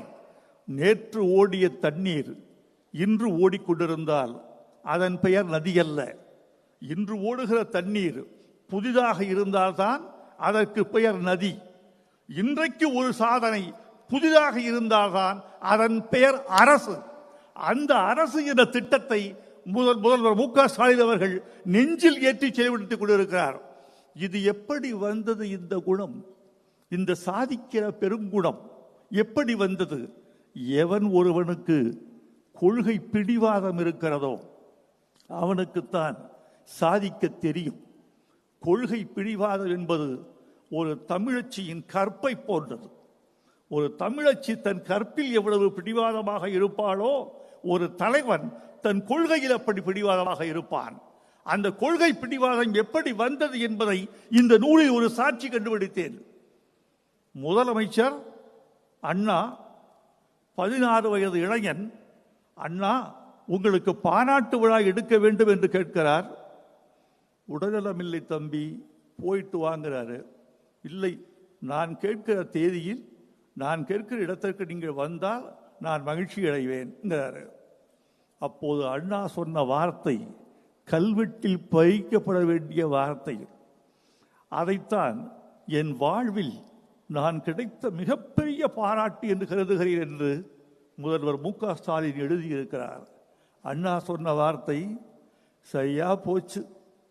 பிடிவாதத்தில் உங்க அப்பனை விஞ்சி விடுவாய் போல் இருக்கிறதே. இது அண்ணா சொன்னது.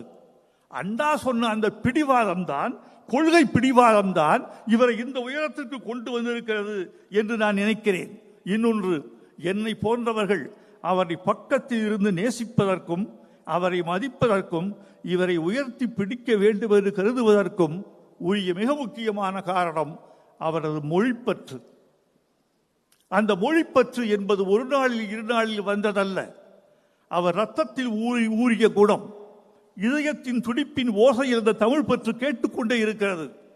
திராவிட இயக்கத்தினுடைய கொள்கைகள் ஒவ்வொரு தலைமுறைக்கும் கடத்தப்பட்டு கொண்டே வருவதற்கு காரணம் கொள்கைதான், கொள்கை பிடிப்பு தான், மொழிப்பற்று தான், சுயமரியாதை தான், பகுத்தறிவு தான். இந்த கொள்கைகளை தாண்டித்தான் ஒரு நூற்றாண்டு பயணிக்கிறது. அவருடைய மொழிப்பற்று சாதாரணம் அல்ல. மீண்டும் நான் அவருடைய நூலுக்குள்ளே ஒரு சாட்சிக்கு போக வேண்டும் என்று விரும்புகிறேன். இங்கே தேசிய தலைவர்களெல்லாம் வந்திருக்கிறார்கள்.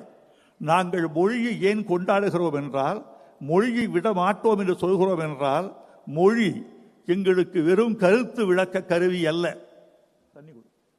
மொழி என்பது எங்களுக்கு ஒரு கருத்து விளக்க கருவி அல்ல. மொழி என்பது எங்களுக்கு எல்லை. மொழி என்பது எங்களுக்கு நாகரிகம். மொழி என்பது எங்கள் அடையாளம்.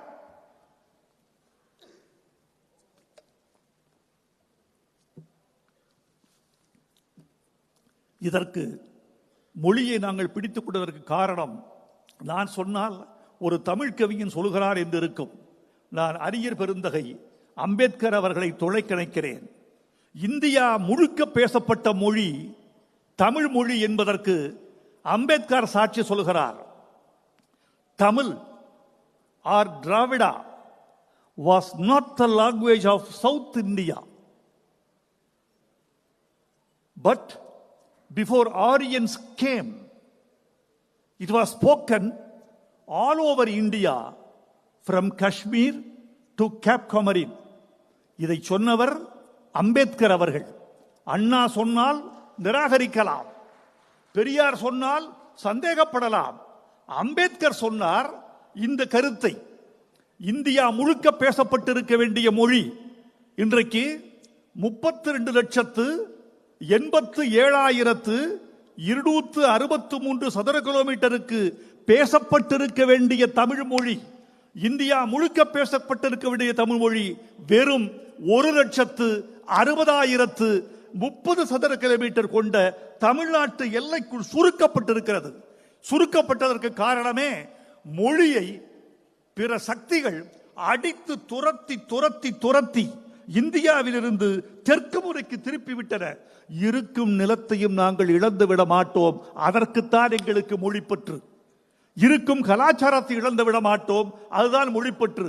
கோவை மாணவர் மாநாட்டில் 70 இதே இளைஞர் அன்று பேசுகிறார், என் தாய்மொழிக்காக நான் உயிரை கொடுக்கவும் தயார். மேடையில் கலைஞர் இருக்கிறார்.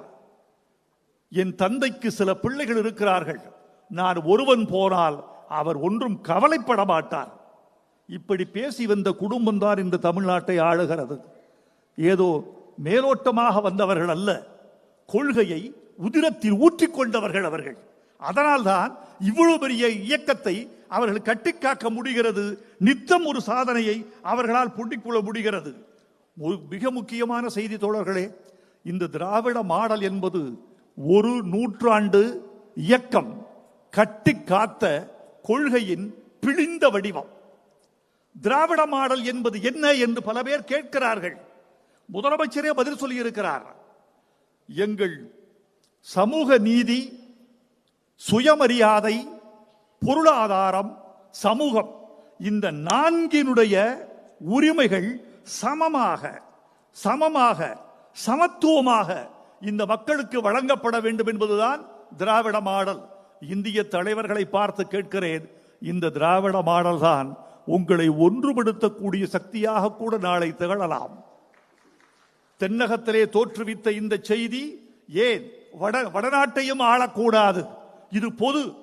உங்களுக்கு பிடிக்கவில்லை என்றால் திராவிட என்ற வார்த்தையை சற்றே தள்ளி வைத்துக் கொள்ளி கூட நீங்கள் எங்கள் தமிழ்நாட்டு மாடல் என்று கூட எண்ணிக்கொள்ளலாம், சமூக மாடல் என்று கூட எண்ணிக்கொள்ளலாம்.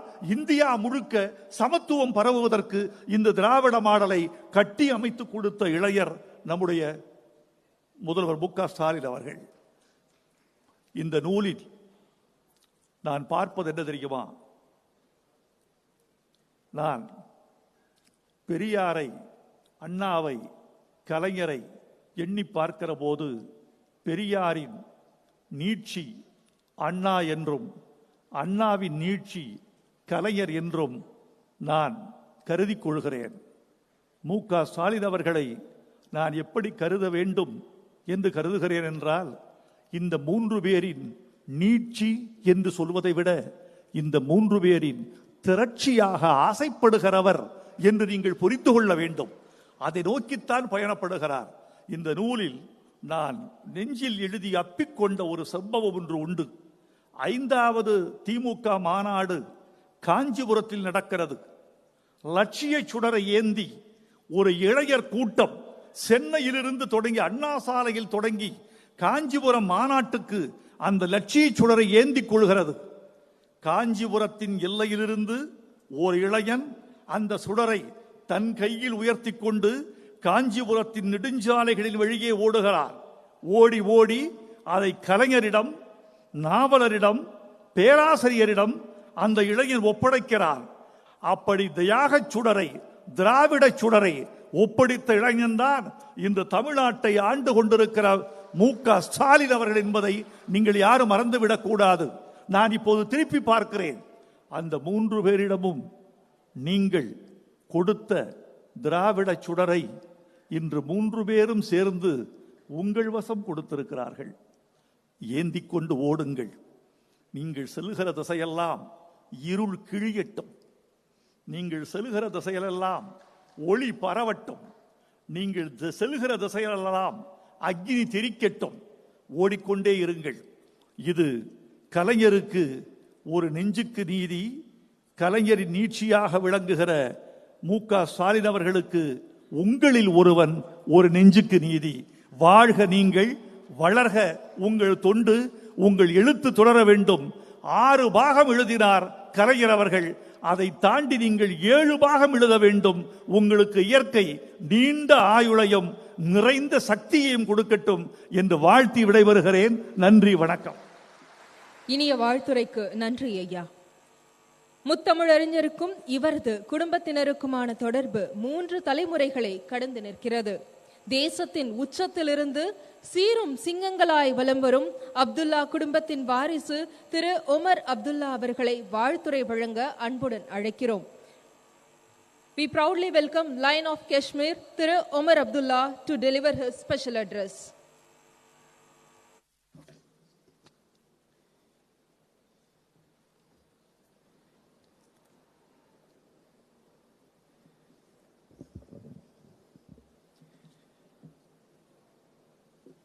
जनाब M.K. Stalin जी,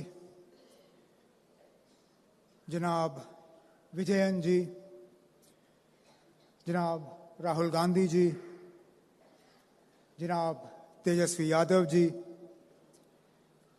जनाब T.R. बालू जी,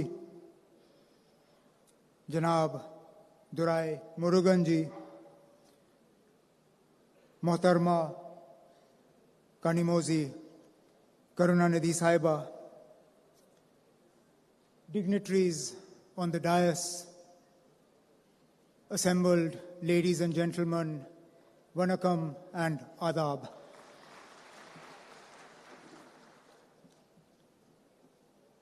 It is indeed an honor and a pleasure for me to have traveled from the cold climes of Kashmir to the extremely warm, both in terms of climate and in terms of the love and hospitality here to Chennai today. Srinagar, just to give you an idea, had snowfall 2 days ago. Last night, the temperature was -2. Today here in Chennai, I arrive and it is 35 degrees. So you'll understand why it's a little on the warm side.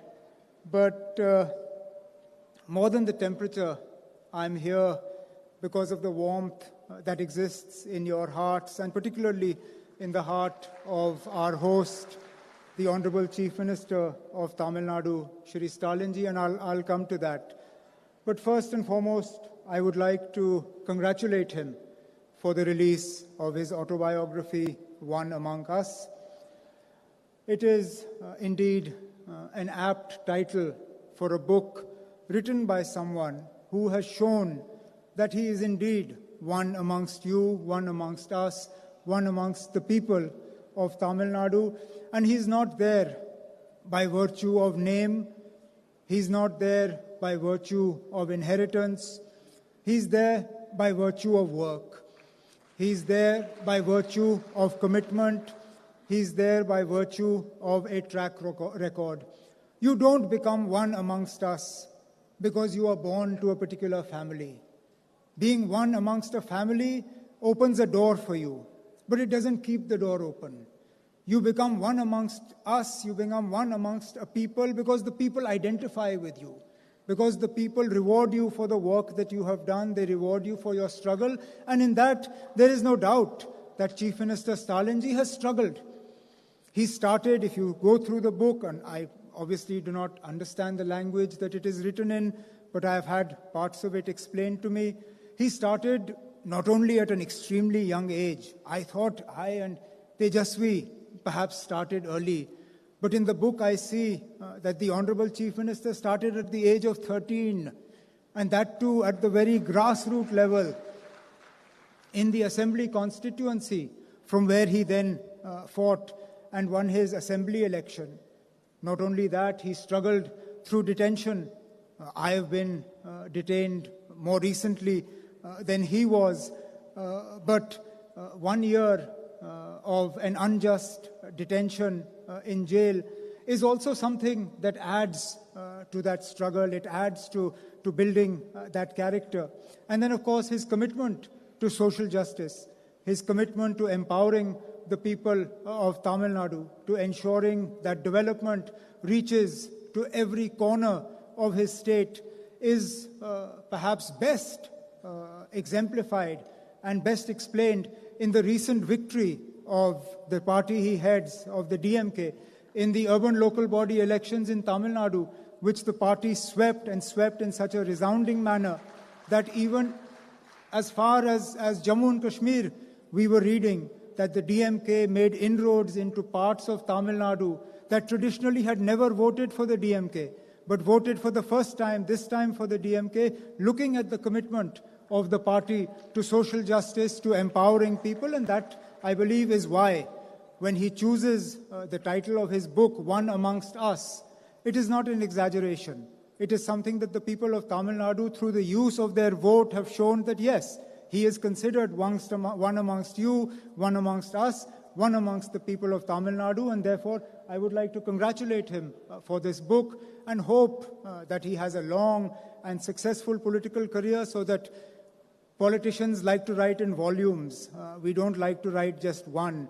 So this, I hope, is the first volume, and over the course of a long and illustrious career, we will have many opportunities to release Volume 2, Volume 3, Volume 4, and so on and so forth. So there will be many more volumes of the book.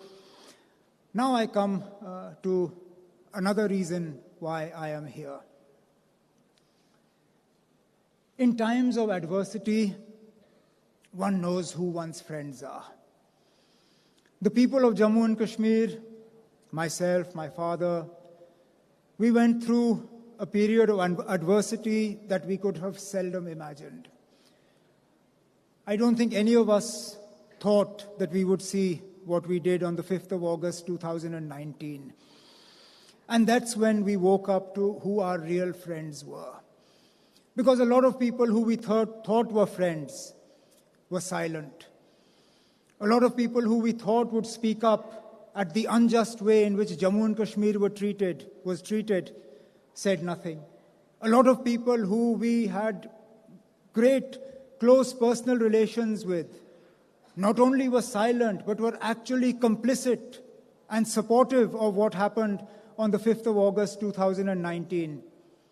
Yet as far as Tamil Nadu is from Jammu and Kashmir geographically, the way in which the voice of Janab Stalin Sahab, of his colleagues, of the people of Tamil Nadu was heard by the people of Jammu and Kashmir, criticizing and condemning what was done to the people of Jammu and Kashmir, the way in which we were detained, the way in which we were locked up, the way in which the constitution was completely dismembered, is something that we will never forget. And that is why I am here, not only in my personal capacity, not only on behalf of my father, but on behalf of the people of Jammu and Kashmir, to say, Stalin Sahab, thank you very much. Thank you.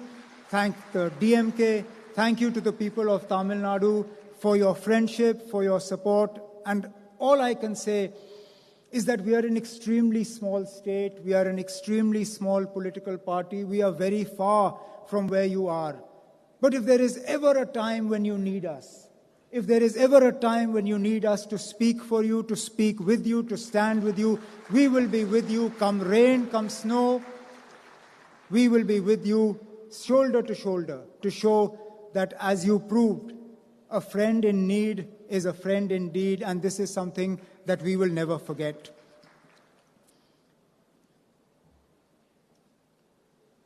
Our nation stands at a crucial juncture today. The very idea of what we stand for faces an onslaught. Today we are told that we no longer have a right to choose. That somehow the freedom to choose is not ours to enjoy. Whether it is the freedom to choose whether to follow a religion or not, and if to follow a religion, then how much of it to follow. Even that today must be dictated to us. As an individual, I believe that it was my right to choose. As a Hindu, I should be able to choose whether I want to wear saffron robes or not, whether I want to sport a tilak or not. As a Sikh, I believe that it is my right to choose whether to tie a turban or not. As a Muslim, I believe it is my right to choose whether to wear a cap or sport a beard, or wear a burqa or a scarf or a hijab.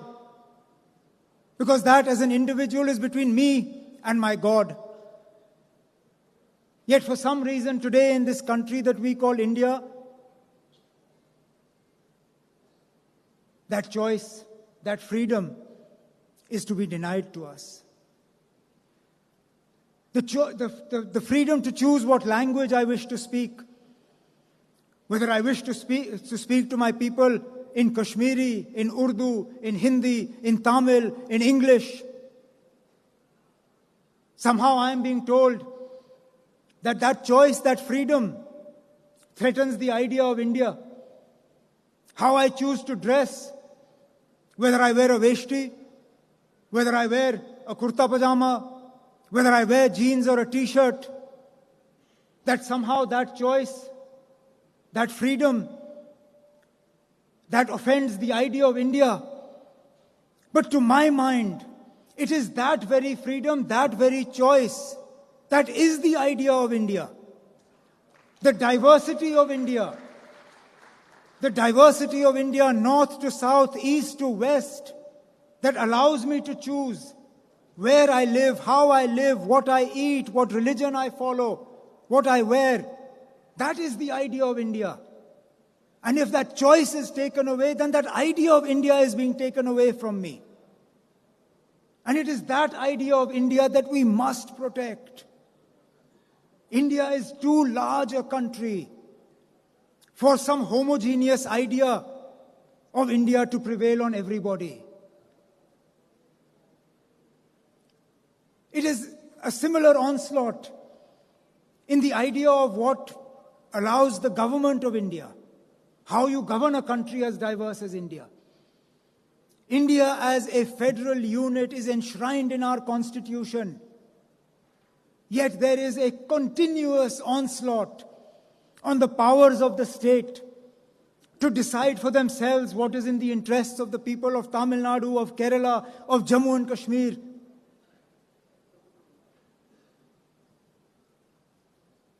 If the ideas of the government of India are to succeed, then tomorrow as Chief Minister of Tamil Nadu, Janab Stalin Sahab will not have an ability to choose who his DG or Chief Secretary will be.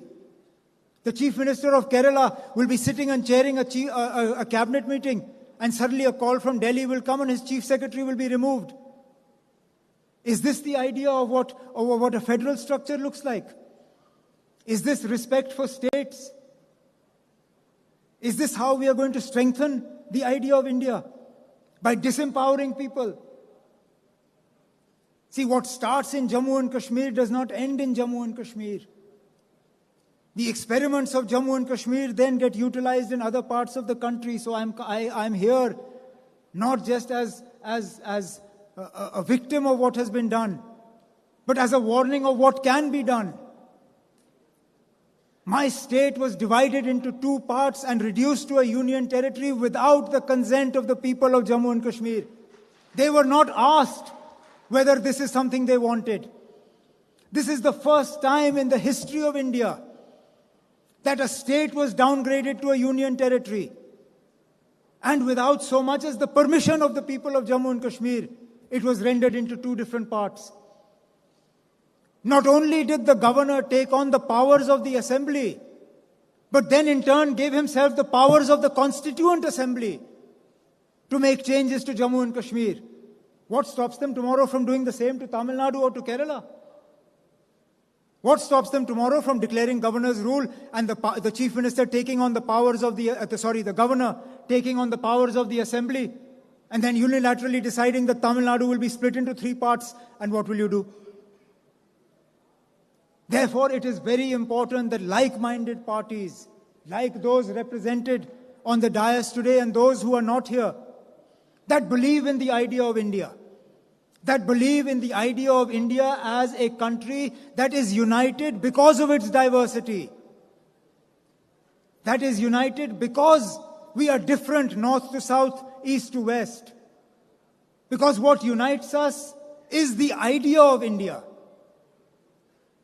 the ideals that are enshrined in the country that is Bharat, that is India. And that is what I hope that together we all can protect. And that is the message that I bring with me from the people of Jammu and Kashmir, that what started in Jammu and Kashmir may not end in Jammu and Kashmir. And therefore it is important that we continue our struggle. It is a right struggle. It is a just struggle. It is an imbalanced struggle. Because the fight we wage is not against a political party. It is against an entire machinery. Tejasvi made mention of it in his speech when he talked about how institutions have been completely eroded and institutional autonomy has been done away with. And therefore, the fight that we are waging, the struggle that we are waging is not an easy one. Perhaps it's not even a fair one, but it is definitely a just one. And I believe that is why opportunities like this, that give somebody like me from Jammu and Kashmir a chance to come here and talk to people all the way as far south as Chennai, are important ones, because it allows us to reinforce what we believe and what we must continue to do. And therefore, I would like to conclude by once again committing ourselves to the friendship, to the relationship. It's a generational old relationship. This relationship that I am here is not a new one. It's not my father. It started from my grandfather. My family has a very close relationship with the state of Tamil Nadu. My grandfather was detained here. And therefore, all I can say is that I hope that the idea of India that we hold dear to our hearts is the India that we will give to our children and grandchildren in the inheritance that we pass on to them. And I'm sure, as long as we have leaders like Shri Stalin and his colleagues here, Tamil Nadu will be a bastion of strong support and strong message of the idea of India in its diversity and in everything that makes it special. Once again, my heartfelt congratulations to Janab Stalin Saab for his book. Oh, before I finish, I understand that tomorrow is the Honorable Chief Minister's birthday. Ordinarily, traveling from Kashmir is famous for shawls. But shawls can only be used in very cold climate. You don't have cold climate here. So when I was thinking, what can I bring for the Honorable Chief Minister as a token from the people of Jammu and Kashmir for him, for his birthday, I thought there's no point giving him a shawl, because if I give him a shawl, it will go in the cupboard and not come out. And therefore, I have brought a very small carpet from Kashmir as a symbol of our love and our affection for the Honorable Chief Minister, which I hope he will accept. And I look forward to one day welcoming Shri Stalin also to Kashmir so that we can have a similar function there. Thank you all very much. Thank you.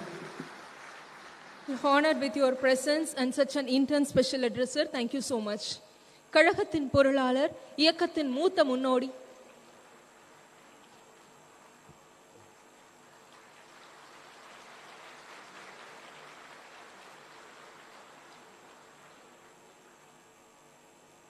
Thank you sir.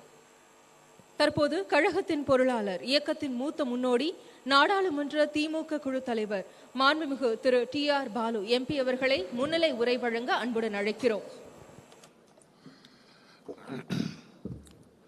விழா நாயகன் மாண்புமிகு தமிழக முதல்வர் எங்கள் ஆருயிர் தளபதி அவர்களே, நிகழ்ச்சியில் தலைமையேற்று நடத்தி கொண்டிருக்கின்ற எங்கள் அன்புக்குரிய அண்ணன் மாண்புமிகு அமைச்சர் கழகத்தின் பொதுச் செயலாளர் துரைமுருகன் அவர்களே, விழாவில் முதல் நூலை வெளியிட்டு சிறப்பித்துக் கொண்டிருக்கின்ற அன்புக்குரிய இந்திய திருநாட்டினுடைய காங்கிரஸ் இயக்கத்தினுடைய முன்னாள் தலைவர் மரியாதைக்குரிய ராகுல் காந்தி அவர்களே, விழா சிறப்புரையாற்ற வருகை தந்துள்ள என் அன்புக்குரிய மாண்புமிகு கேரள முதல்வர் பினராயி விஜயன் அவர்களே, முன்னாள் காஷ்மீர் முதல்வர் அருமை நண்பர் உமர் அப்துல்லா அவர்களே, பீகார் மாநில எதிர்க்கட்சித் தலைவர் அன்புக்குரிய நண்பர் தேஜஸ் யாதவ் அவர்களே, வரவேற்புரையாற்றிய அன்பு சகோதரி கனிமொழி MP அவர்களே, இந்த நிகழ்ச்சியை சிறப்பித்துக் கொண்டிருக்கின்ற என் அன்புக்குரிய சகோதரி மல்லிகா மாறன் அவர்களே, திருமதி மல்லிகா மாறன் அவர்களே, அன்புக்குரிய அண்ணன் முரசொலி செல்வம் அவர்களே, அன்புக்குரிய சகோதரி துர்கா ஸ்டாலின் அவர்களே, என் ஆரியூர் தம்பி உதயநிதி ஸ்டாலின் அவர்களே, நிகழ்ச்சியிலே கலந்து கொண்டிருக்கின்ற அருமை அண்ணன் வைரமுத்து அவர்களே, அன்புக்குரிய நடிகர் சத்யராஜ் அவர்களே, அனைத்து தோழமை கட்சிகளினுடைய தலைவர்களே, கழக மாவட்ட செயலர்களே, பாராளுமன்ற சட்டமன்ற உறுப்பினர்களே, பெரியவர்களே, தாய்மார்களே, உங்கள் அனைவருக்கும் என்னுடைய பணிவான வணக்கங்களை முதலிலே தெரிவித்துக் கொள்கிறேன். ஒரு நிமிஷம் ஆயிடுச்சு, இன்னும் ஒரு நிமிஷம் தான் இருக்குது. காந்தி கவலைப்படாது, ஒரே ஒரு நிமிஷம் தான் இருக்குது. இந்த ஒரு நிமிடத்தில் என்ன பேசுறது? எனக்கு முன்னாலே பேசிய 2 பேர் பேசினாங்க. இந்திய திருநாட்டிலிருந்த பல்வேறு மாநிலங்களிலிருந்து வந்திருக்கின்ற பீகார் இப்போது இருக்கின்ற எதிர்க்கட்சி தலைவர் தேஜஸ்வி அவர்கள் பேசினார்கள். அதற்கு பிறகு காஷ்மீர் முன்னாள் முதல்வர் ஒமர் அப்துல்லா பேசினாங்க. 2 பேருமே இளம் தலைவர்கள். இந்த 2 தலைவர்களுடைய மனதில் இருக்கின்ற அழுத்தங்கள் எவ்வளவு என்பதை நீங்கள் நன்றாக புரிந்து கொண்டீர்கள். தேஜஸ்வி பேசும்பொழுது கடைசியிலே பேசினார், நான் கவலைப்படுகிறேன், ஒரு கலெக்டிவாக எல்லோரும் ஒற்றுமையாக இருந்து நாம் போரிட தவறிவிடுகிறோம் என்று கடைசியிலே முடித்தார். ஒமர் அப்துல்லா பேசின நேரத்தில் சொன்னார், இந்த நாட்டில் இருக்கின்ற எல்லோருக்கும் சுதந்திரம் இல்லை, மத சுதந்திரம் இல்லை, கலாச்சார சுதந்திரம் இல்லை, பண்பாடு சுதந்திரம் இல்லை. என்னுடைய நாடு, என்னுடைய மாநிலம் பிரித்து போடப்படுகிறது. அதற்கு காரணம் இந்த நாட்டில் இருக்கின்ற மிகப்பெரிய பெரும்பான்மை உள்ள மதச்சார்புள்ள மதத்தை வைத்துக் கொண்டு நாட்டை பிரிவினை சக்திகள் இன்றைக்கு கையாண்டு கொண்டிருக்கின்ற நிலையை அவர் தெளிவாக எடுத்து சொல்லிவிட்டு போனார். பாராளுமன்றத்தில் எங்களுடைய அன்பு தலைவர் தளபதி அவர்கள் சொல்லியபடி நாங்கள் இவர் என்ன கருத்து சொன்னாரோ அதெல்லாம் எடுத்து சொல்லியாச்சு. யாரும் கேட்க மாட்டாங்க. என்ன கேட்கறது என்ன சான்ஸ் இருக்குது? 303 பேர் இருக்காங்க. இந்த 303 பேர் அவங்கள ஜெயிக்க விட்டது யாரு? இதைத்தான் நான் நிறைய பேச முடியாது. மிகவும் டைம் கன்சென்ட் ரொம்ப அதிகமாக இருக்கு. இந்த ஒரு நிமிஷத்தில் பேச விரும்புகிறேன். என்ன அந்த ஆளுங்கட்சிக்கு என்ன தகுதி இருக்குது, யோக்கியதை இருக்கிறது என்று நீங்க கேட்கலாம். 303 பேர் இருக்கிறாங்களே நீங்க சொல்லலாம். ஆனா ஒன்று, இந்த 303க்கு ஒட்டுமொத்தமாக அவர்கள் பெற்ற வாக்கு எண்ணிக்கை எவ்வளவு? வாக்கு சதவிகிதம் எவ்வளவு? 37%. 37% கொண்ட வாக்குரிமை பெற்றவர்கள் இந்த நாட்டை ஆண்டு கொண்டிருக்கிறார்கள். 303 உறுப்பினர்களை கொண்டு 63% கொண்ட இந்த நாட்டில் இருக்கின்ற எதிர்க்கட்சிகள், இங்கே உட்கார்ந்து இருக்கின்ற எதிர்க்கட்சி தலைவர்களுக்கெல்லாம் சொல்லிக் கொள்ள விரும்புகிறேன், இன்று ஒன்று கூடுகிறீர்கள். தென்னகத்திலே என்னுடைய அன்பு தலைவர் தளபதி அவர்களுடைய முன்னிலையில் அவருடைய தலைமையில் இன்றைக்கு ஒன்று கூடியிருக்கிறீர்களே, இந்த நிலை மேலும் மேலும் அதிகரிக்க வேண்டும். 1996 போல, 2004 போல எல்லா அன்றைக்கு இருந்த கட்சிகளை விட இன்னும் சில நண்பர்களை சேர்த்துக் கொண்டு ஒற்றுமையாக நீங்க போரிட்டால்தான் திராவிட மாடல் அரசியல், எங்களுடைய அன்பு தலைவர் தளபதி அவர்கள் இன்றைக்கு முன்மொழிந்திருக்கிறாரே, அந்த திராவிட மாடல் அரசியல், மாநில சுயாட்சி, மதச்சார்பின்மை, இந்த மதச்சார்பையும் மாநில சுயாட்சியும் சமூக நீதியோடு கலந்து எல்லாம் சேர்ந்த கலவைதான் திராவிட மாடல். இந்த திராவிட மாடல் ஐயா வைரமுத்து அவங்க சொன்னாங்க, திராவிட மாடல் சொல்லுங்க, எந்த வேணாலும் சொல்லுங்க, ஆனா திராவிட மாடல் சொல்லுங்க, தமிழ்நாட்டு மாடல் எது வேணாலும் சொல்லுங்க. இது தளபதி அவர்களை முன்னிறுத்தி இன்றைக்கு திராவிட மாடல் அரசியல் சமூக நீதியினுடைய தலைவராக சமூக நீதி இயக்கத்தை இன்றைக்கு தோற்றுவித்திருக்கின்ற எங்களுடைய அன்பு தலைவர் தளபதி அவர்கள் தலைமையில் ஒன்று கூட வேண்டும் என்று நான் சொல்லவில்லை. யார் தலைமையில் வேணாலும் கூடுங்க, எல்லோரும் ஒன்னா சேருங்க. நேரடியாக பார்க்கும் போது கட்டிப்பிடித்துக் கொள்கிறோம், வேற்றுமையை மறந்து ஒரு கட்டிப்பிடித்து தொழில் கொள்கிறோம். ஆனால் தேர்தல் வந்தால் நெல்லிக்காய் மூட்டை அவுத்து விட்டது போல எங்க தனித்தனியாக நின்று கொண்டிருக்கிறோம்.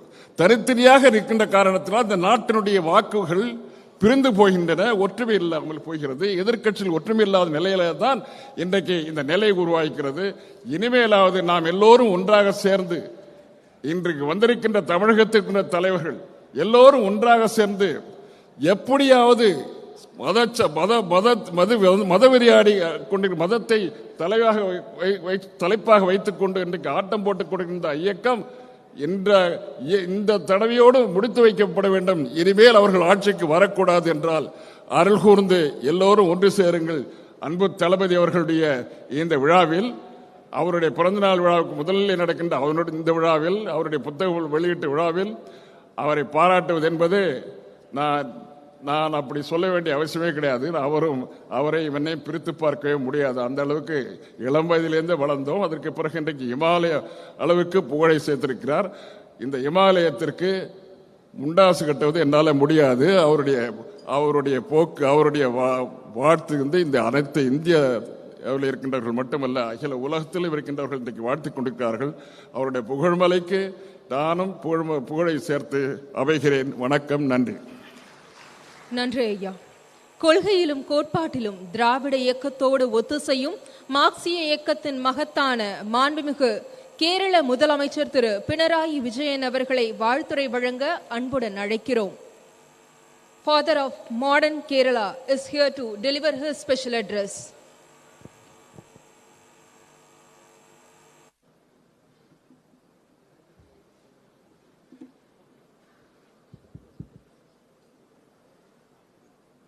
Dear sisters and brothers, it gives me immense pleasure to be with you all here today at the book release of Thiru Stalin Avargal's autobiography, Ungalil Oruvan. As a Malayali, I am extremely happy to be here because Kerala and Tamil Nadu have had warm ties that span millennia. Malayalis and Tamilians are children of the same soil. We are brothers and sisters. Thiru Stalin Avargal has always been keen to ensure that our fraternal bonds are further strengthened. In all matters regarding both states, he has tried to ensure that the interests of both Kerala and Tamil Nadu are secured. On behalf of Keralites, our government has also tried to ensure the same. I hope that our people's relationship as siblings can be enriched further so that the people of our country benefit. To me, this book release ceremony is a means to ensure that, along with paying respects to the man of letters that Thiru Stalin Avargal is. Ever since its inception, the Dravidian movement has played a key role in questioning dominant narratives and championing the cause of the marginalized and regions. It has also stood against superstitions and malpractices as a torchbearer of logic, reason, and scientific temper, protecting and strengthening the multicultural and plural outlook of the Indian society, and enriching mother tongues have also been primary concerns of the Dravidian movement. In some senses, this glorious legacy of Dravidian politics mirrors the Renaissance movements that had emerged in various parts of our country. As far as the DMK is concerned, it has been committed to take this heritage forward. Much like it had in Kalaignar Karunanidhi, in Thiru Stalin Avargal, the DMK has an able and seasoned leader who has risen from within the ranks of the party and can take it forward, battling the present challenges that our polity and society face. He spent several years as a youth leader before becoming a state-level leader and ultimately taking over the reins of the party. Even as an elected representative, he started right from the grassroots in the Chennai corporation. Later on, it was after stints as the Minister for Municipal Administration and Rural Development, Deputy Chief Minister, and the Leader of Opposition that he assumed the Chief Ministership of Tamil Nadu. His vast experience in standing with the people at different levels is certainly being reflected in his leadership today, which reminds us of his illustrious father's inimitable style. Thiru Stalin Avargal is one among the first in the country who stands up in defense of federalism whenever it comes under attack. When the rights and powers of states are sought to be trampled upon, he stands unflinchingly to secure them. When India's different cultures, languages, and faiths are belittled and sidelined, he is unequivocal in championing them. Such is his deep sense of commitment to our pluralism, federalism, secularism, and constitution. We are in times when we should stand united for them and in defense of our democracy. Only then can we ensure that the communal and authoritarian powers that hold sway in our country today give way to the progressive, secular, and democratic powers that ought to hold sway if India is to remain free and fair for all its citizens. I am sure that he will continue to fight for the same in the times to come too. Both Thiru Stalin Avargal and I had been imprisoned under draconian laws and tortured during the emergency.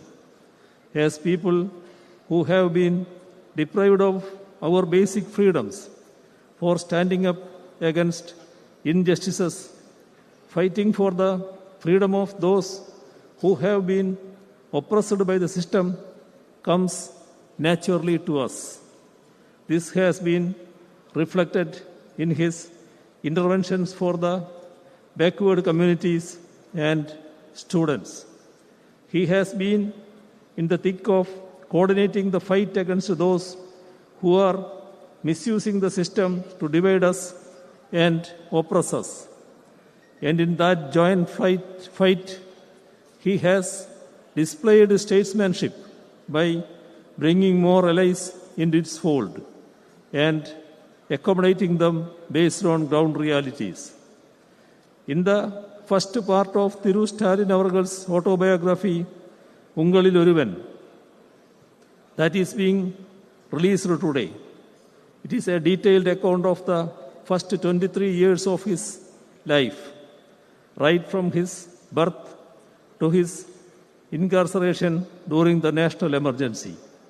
The household he was born and brought up in, his schooling and college days, his interactions with Periyar and Anna, his early political activism as a student, his initial stints with theatre and cinema, his use of theatre forms of political campaigns, the formation of the DMK's youth wing, his local level work for the DMK, and his election to local level leadership of the party, and his wedding have been detailed over 27 chapters. Ungalil Oruvan is not simply an account of the personal life of Thiru Stalin Avargal. It is a first-hand account of the social and political history of the state of Tamil Nadu. It gives us a glimpse of the literacy and cultural activism that is intertwined with Dravidian politics.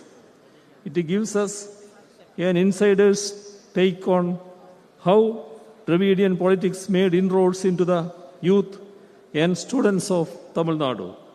It offers insights on the idea of self-respect, a cornerstone of the Dravidian movement.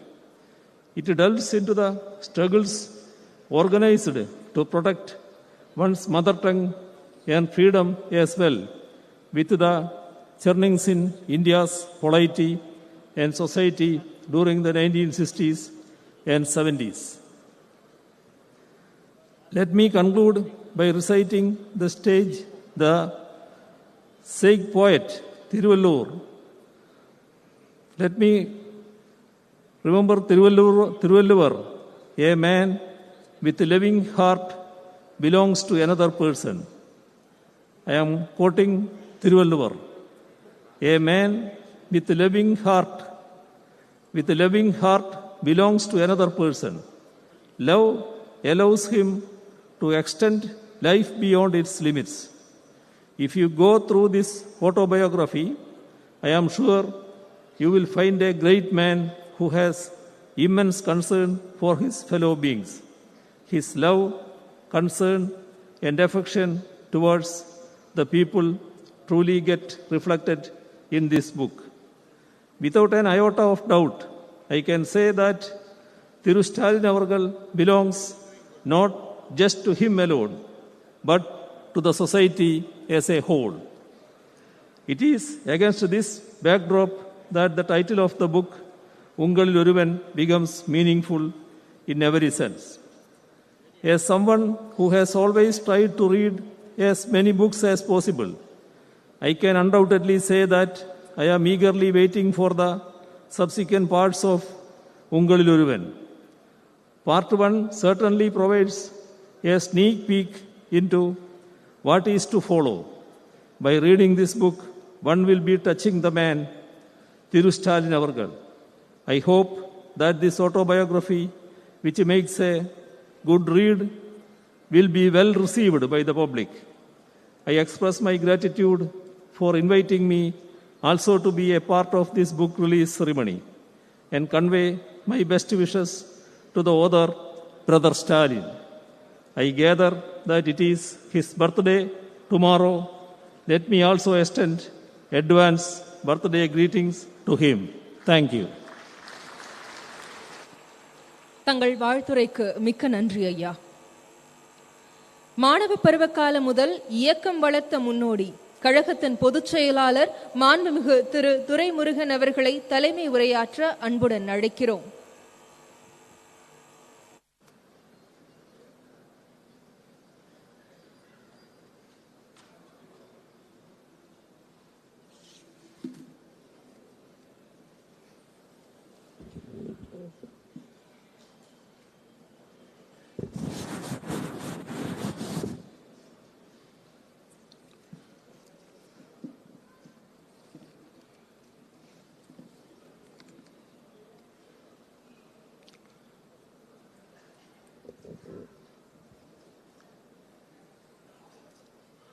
போற்றுதலுக்கும் பாராட்டுவதற்கும் உரிய எங்களுடைய தலைவர், தமிழக முதல்வர் அவர்கள் எழுதியிருக்கின்ற சுயசரிதையிலே உங்களில் ஒருவன் என்கிற ஒரு சுயசரிதையினுடைய முதல் பாக வெளியீட்டு விழாவில் கலந்து கொண்டிருக்கக்கூடிய நன்றி உரை ஆற்ற இருக்கிற தளபதியார் அவர்களே, விழாவில் வரவேற்புரையாற்றிய ஸ்ரீமதி கனிமொழி கருணாநிதி அவர்களே, எங்களுக்கெல்லாம் விருந்தினருக்கு சிறப்பு செய்த தம்பி உதயநிதி எம்எல்ஏ அவர்களே,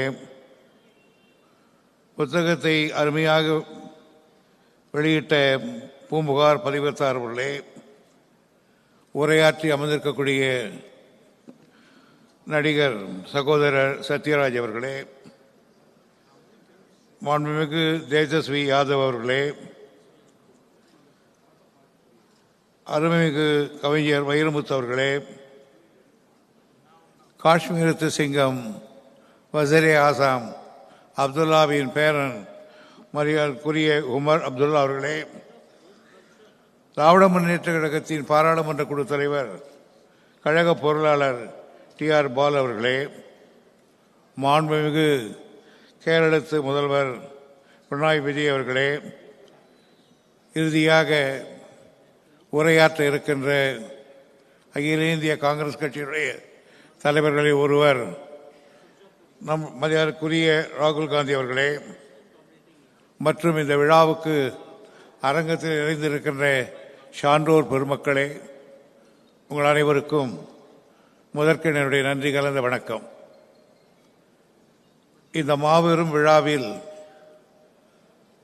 சரித்திரம் படைக்கப் போகின்ற இந்த விழாவில் அந்த நூலை வெளியிடுகிற நிகழ்ச்சியில் எனக்கு தலைமை பொறுப்பை தந்த நூலாசிரியர் தளபதியார் அவர்களுக்கும் புத்தகத்தை வெளியிட்ட பூம்புகார பத்திரிகைக்காரருக்கும் என் மனமார்ந்த நன்றியை வணக்கத்தை நான் தெரிவித்துக் கொள்கிறேன். நம்முடைய தளபதி அவர்கள் 13 வயதிலே இருந்து நாளை காலையிலே பிறந்தநாள் காணப்போகிற வரையில் அவர் பல்வேறு விதமான பரிமாணங்களிலே மிளிர்ந்திருக்கிறார். 13 வயது மாணவனாக இருக்கிற பொழுது இளைஞரணி ஆக பரிமாணத்திலே திகழ்ந்தார். பிறகு இயக்கத்தில் செயல் வீரனாக திகழ்ந்தார். தமிழகமெங்கும் பேச்சாளனாக திகழ்ந்தார். நாடக நடிகனாக திகழ்ந்தார். சினிமா நடிகனாக திகழ்ந்தார். மேயராக திகழ்ந்தார். எம்எல்ஏவாக திகழ்ந்தார். அமைச்சராக திகழ்ந்தார். துணை முதல்வராக திகழ்ந்தார். செயல் தலைவராக திகழ்ந்தார். தலைவரானார். இன்றைக்கு முதல்வராக இருக்கிறார். இத்தனை பரிமாணங்களை இந்த வயதுக்குள் எடுத்தவர் நம்முடைய தளபதி அவர்கள். இந்த முதல்வர் இத்தனை பரிமாணங்கள் இருந்ததை தவிர ஒரு பரிமாணம் இருக்குமோ இருக்காதோ என்கிற ஒரு நிலை இருந்தது. அதையும் இப்பொழுது தீர்த்து தான் ஒரு எழுத்தாளன் என்பதை நம்முடைய தளபதி அவர்கள் இன்றைக்கு நிரூபித்து காட்டியிருக்கிறார்கள். அந்த நூலை நான் படித்தேன். பொதுவாக எந்த புத்தகம் வாங்கினாலும் அண்ணா சொல்வார், முதல்ல 10 பக்கம், கடைசியில் 10 பக்கம், நடுவில் ஒரு பக்கம் முடிஞ்சதுன்னு சொல்லுவார் எங்க கிட்ட. அந்த மாதிரி தான் இப்போ நான் படிக்கிற நேரம் வரல. ஆனால் இந்த ஒரு நூல் எடுத்ததிலிருந்து கீழே முடித்து வைக்கிற வரையில் முழுமையாக படித்த ஒரு நூல்களில் ஒன்று நம்முடைய தளபதி எழுதிய இந்த உங்களிலே ஒருவன் என்ற நூல். இது ஏதோ புகழ்வதற்காக அல்ல, நீங்கள் வாங்கி படித்தால் அதனுடைய சுவாரஸ்யம் தெரியும். பொதுவாக அரசியல்வாதிகள் எழுதுகின்ற சுயசரிதையில் அதுக்கு மிக மிக எடுத்துக்காட்டு 2. ஒன்று, கலைஞர் அவர்கள் எழுதியிருக்கிற நெஞ்சுக்கு நீதி. நெஞ்சுக்கு நீதியிலே கலைஞருடைய வரலாறு மட்டுமல்ல, திராவிட முன்னேற்ற கழகத்தின் முழு வரலாறும் இருக்கிறது. அதே போன்றுதான் பண்டித ஜவஹர்லால் நேரு அவர்கள் இந்த கிளிம்ஸ் ஆஃப் வேர்ல்டு ஹிஸ்டரியில் எல்லாம் பார்த்தவனால் அவருடைய வரலாறு இருக்கிறது. உலகத்தில் வரலாறு முழுவதும் அதில் படித்திருக்கிறார். ஆக ஒரு வரலாற்று நூலை படித்தால் வரலாறு மட்டும் இருக்கக்கூடாது, அதை ஒட்டி பல செய்திகள் இருக்க வேண்டும். அந்த பண்பிலே தான் நம்முடைய தளபதி அவர்கள் எழுதியிருக்கிறார்கள். பொதுவாக தலைவர் மிகப்பெரிய தலைவர், அந்த தலைவருக்கு மகனாக தளபதி அவர்கள் பிறந்திருக்கிறார்கள். பொதுவாக தலைவருக்கு மகனாக தோன்றுகிறவர்கள் எல்லாம் அதே அளவுக்கு அந்த அப்பாவையே மிஞ்சுகிற புகழ் பெறுகிற அளவுக்கு யாரும் இருப்பதில்லை. அப்படி பார்த்தால் 2 ஒன்று சொல்லுகிறேன்.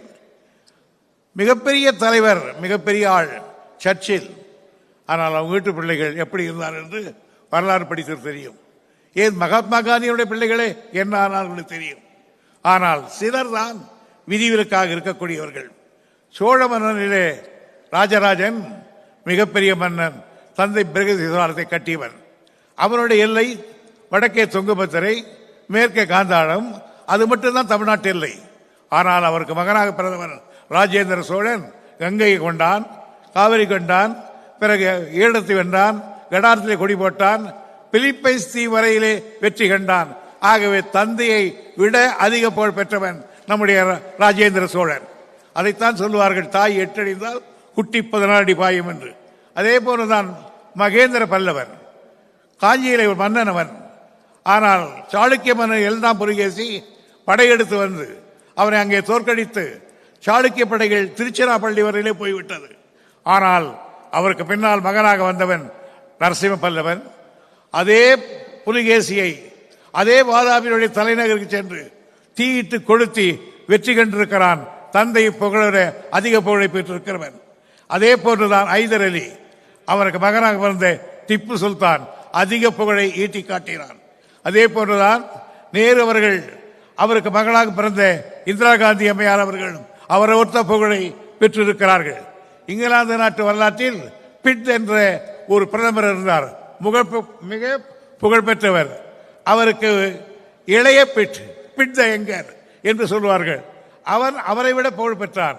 அந்த வகையை பார்த்தால் நம்முடைய தளபதி அவர்கள் இன்றைக்கு எடுத்திருக்கிற முயற்சிகள், இன்றைக்கு அவர் அரசியலை காட்டுகிற அந்த பணிவுகள், இவையெல்லாம் ஒட்டு போர்த்தால் கலைஞர் புகழுக்கு மேலும் ஒரு புகழை இந்த நாட்டுக்கு சேர்க்கிறவர் என்பதிலே யாருக்கும் எந்த விதமான திடமில்லை.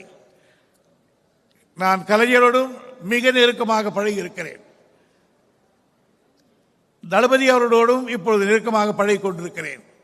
ஆனால் நான் எல்லா கூட்டத்திலும் சொல்வதைப் போல் தளபதி அவர்களுடைய ஆளுமை, அணுகுமுறை, இவைகளையெல்லாம் பார்க்கிற பொழுது மிக உச்சமான நிலைக்கு வருவார் என்பது திடமான நம்பிக்கை.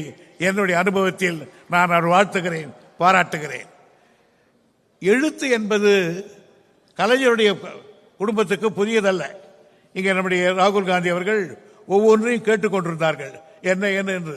அவருக்காக ஒரு சிறு குறிப்பை ஆங்கிலத்திலே படிக்கிறேன் தலைவருடைய குடும்பத்தை பற்றி. I would like to say a few words for information of dignitaries present here who are not cognate in Tamil Nadu. Through M.K. Stalin, the president of DMK, was born in a family speedy in politics, cinema, creative writing, doing hard and sincere work, ceaselessly and tirelessly for the cause of the party and the Tamil public at large. His grandfather, his father's father, Muthuvelar, was a rural genius. His father, our inspirer, the president of the party for nearly half a century, Muthamalajar Kalaignar Karunanidhi, was a remarkable and renowned leader, surpassing everyone in a number of fields. His brother-in-law, namely Kalaignar's sister's son, Murasoli Maran, was an extraordinary parliamentarian and thinker and writer.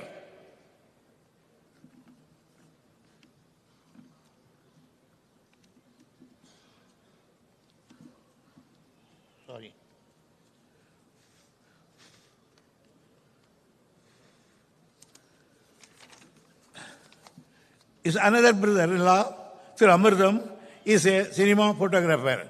His third brother-in-law, Sir Murasoli Selvam, is a political thinker, political writer, and film producer.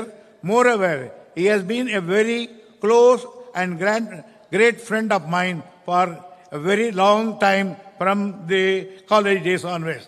Therefore, there is no wonder that M.K. Stalin has rightfully inherited a number of his family characteristics. The color of blood and red, the symbolic and meaningful color of the DMK flag, is inseparably mingled and running in his blood. While his father entered the politics at the age of 14, M.K. Stalin entered the politics at the age of 30, organizing the youth wing at Gopalapuram. Step by step, he has reached the present position by sheer hard work. He is never in a hurry, always adopting high degree of patience. Like his father, Kalaignар, so Stalin as vigilant and workable, always thinking of the partymen, Tamil people and Tamil Nadu.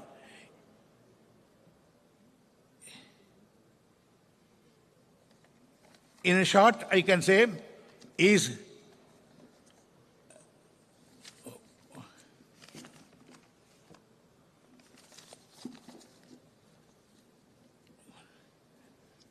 like his victories is certainly going to the very long and limelightness to our leader Stalin.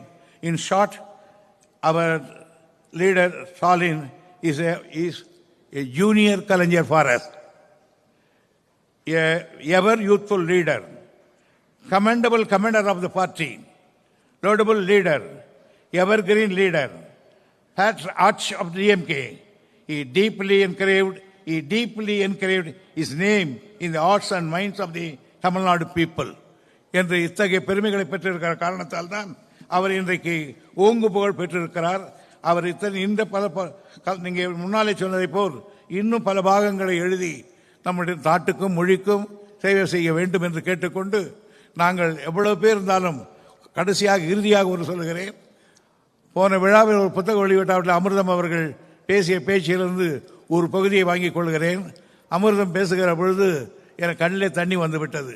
காரணம், அமிர்தம் சொன்னார், உன்னை விட பெரியவன், என் தோள் மீது உன்னை தூக்கி வளர்த்தவன், அப்படியெல்லாம் வளர்த்திருந்தாலும் உன்னை நான் இன்னைக்கு தலைவனாக ஏற்றுக்கொள்கிறேன், உன் வழியில் இருக்கிறேன் என்று அவர் சொன்ன பொழுது அந்த குடும்பத்தின் வரலாறு தெரிந்த காரணத்தால் எவ்வளவு பெரிய பரந்த மனப்பான்மை, எத்தகைய எண்ணம் எண்ணிக்கொண்டேன். அதே போன்றுதான் நாங்கள் எவ்வளவு வளர்ந்திருந்தாலும், உன்னை விட பெரியவராக இருந்தாலும் உன்னை எங்கள் வழிகாட்டியாக, தலைவராக என்று நாங்கள் ஏற்றுக்கொள்வோம்.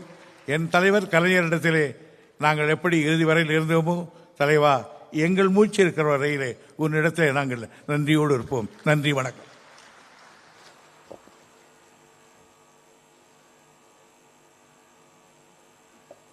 நன்றி ஐயா. தற்போது காலம் கருதி முன்னதாக நினைவு பரிசு வழங்கப்படுகிறது. நினைவு பரிசு வழங்குவதற்காக மாண்புமிகு தமிழ்நாடு முதலமைச்சர் அவர்களை அன்புடன் அழைக்கிறோம். நினைவு பரிசை பெற்றுக்கொள்ள திரு உமர் அப்துல்லா அவர்களை அன்புடன் அழைக்கிறோம்.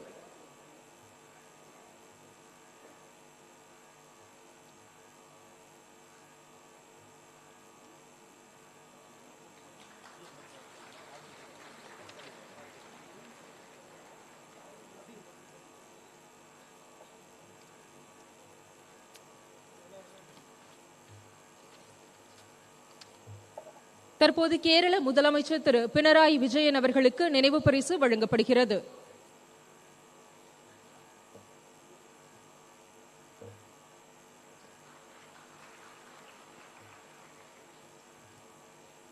காஷ்மீர் மாநில முன்னாள் முதலமைச்சர் திரு உமர் அப்துல்லா அவர்களுக்கு நினைவு பரிசு வழங்கப்படுகிறது. திரு தேஜஸ்வி அவர்களுக்கு நினைவு பரிசு மாண்புமிகு முதலமைச்சர் அவர்களின் கரங்களால் வழங்கப்படுகிறது.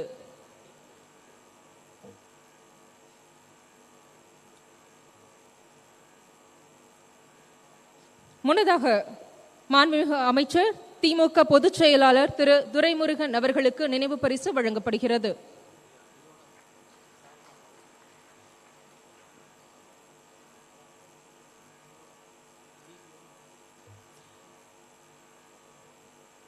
நாடாளுமன்ற திமுக குழு தலைவர், திமுக பொருளாளர் திரு டி.ஆர். பாலு அவர்களுக்கு நினைவு பரிசு வழங்கப்படுகிறது. கவிப்பேரரசு திரு வைரமுத்து அவர்களுக்கு நினைவு பரிசு வழங்கப்படுகிறது.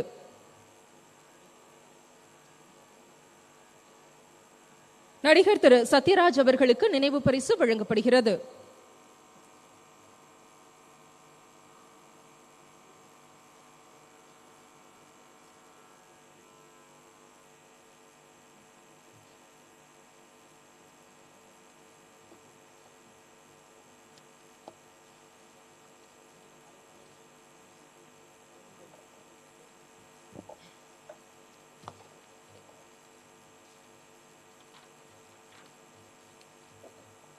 நானும் தமிழன்தான் என நாடறிய முழங்கிய நல்லதொரு தலைவர், நாட்டுக்காய் தங்களையே அர்ப்பணித்த குடும்பத்தின் வழித்தோன்றல், இந்திய மக்களின் குரலை எதிரொலிக்கும் திரு ராகுல் காந்தி அவர்களை வாழ்த்துரை வழங்க அன்புடன் அழைக்கிறோம்.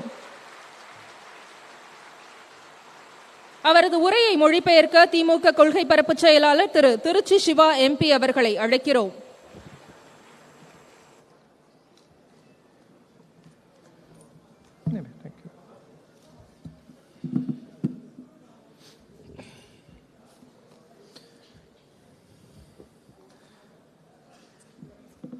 Thiru M.K. Stalin ji,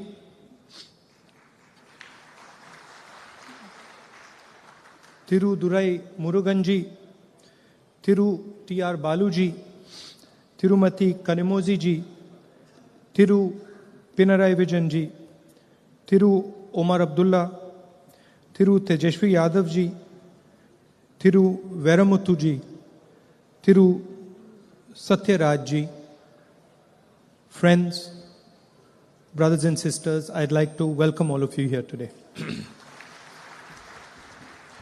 மரியாதைக்குரிய மு.க. ஸ்டாலின் அவர்களே, துரைமுருகன் அவர்களே, டி.ஆர். பாலு அவர்களே, கனிமொழி அவர்களே, பினராயி விஜயன் அவர்களே, ஓமர் அப்துல்லா அவர்களே, தேஜஸ்வி அவர்களே, வைரமுத்து அவர்களே, சத்யராஜ் அவர்களே, நண்பர்களே, சகோதர சகோதரிகளே, உங்கள் அனைவருக்கும் வணக்கம்.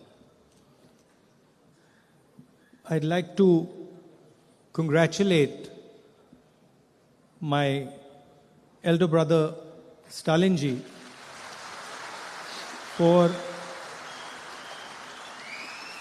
the wonderful book that he has authored. It's been a long struggle for him, many years of struggle, and I congratulate him on what he has done for the people of Tamil Nadu. நான் என்னுடைய அண்ணன் மு.க. ஸ்டாலின் அவர்களை பாராட்ட விரும்புகின்றேன்.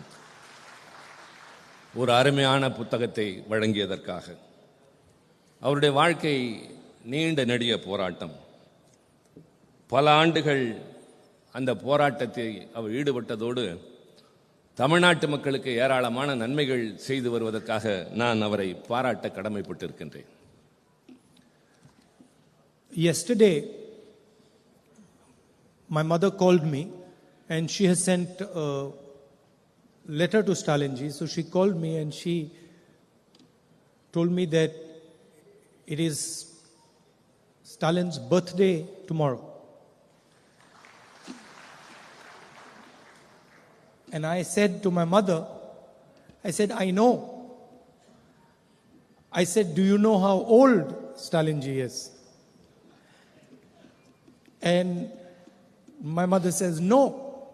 So I said, he's going to be 69 years old. And my mother said, that is impossible.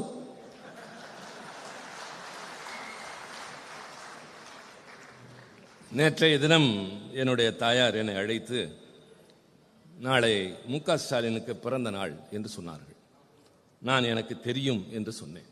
சொல்லிவிட்டு அவருக்கு எத்தனை வயது தெரியுமா என்று கேட்டேன். தெரியாது என்று சொன்னார்கள்.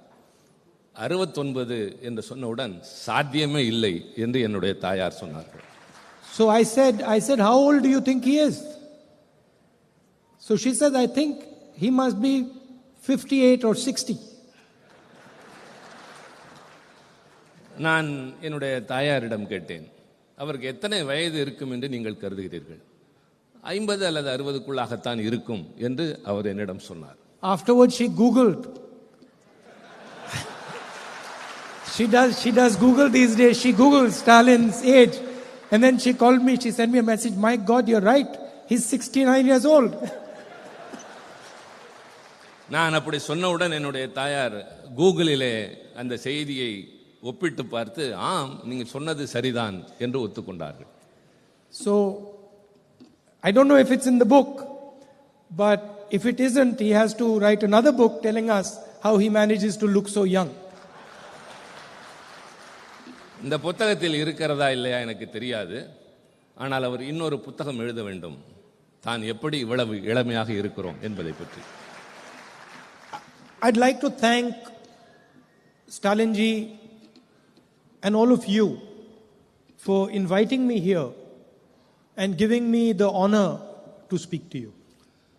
நான் திரு ஸ்டாலின் அவர்களுக்கும் உங்கள் அனைவருக்கும் இந்த விழாவிலே கலந்து கொள்ள வாய்ப்பு தந்தமைக்காக மனமார்ந்த நன்றியினை தெரிவித்துக் கொள்கின்றேன்.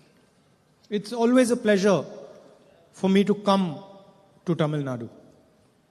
தமிழ்நாட்டிற்கு வருவது எப்பொழுதுமே எனக்கு மகிழ்ச்சி தரக்கூடிய ஒன்று. And I don't mean that in a light way. I mean that in a very profound and deep way. நான் அதை மேலோட்டமாக சொல்லவில்லை. அடிமனதிலிருந்து ஆழமான உணர்வோடு நான் இதை குறிப்பிடுகிறேன்.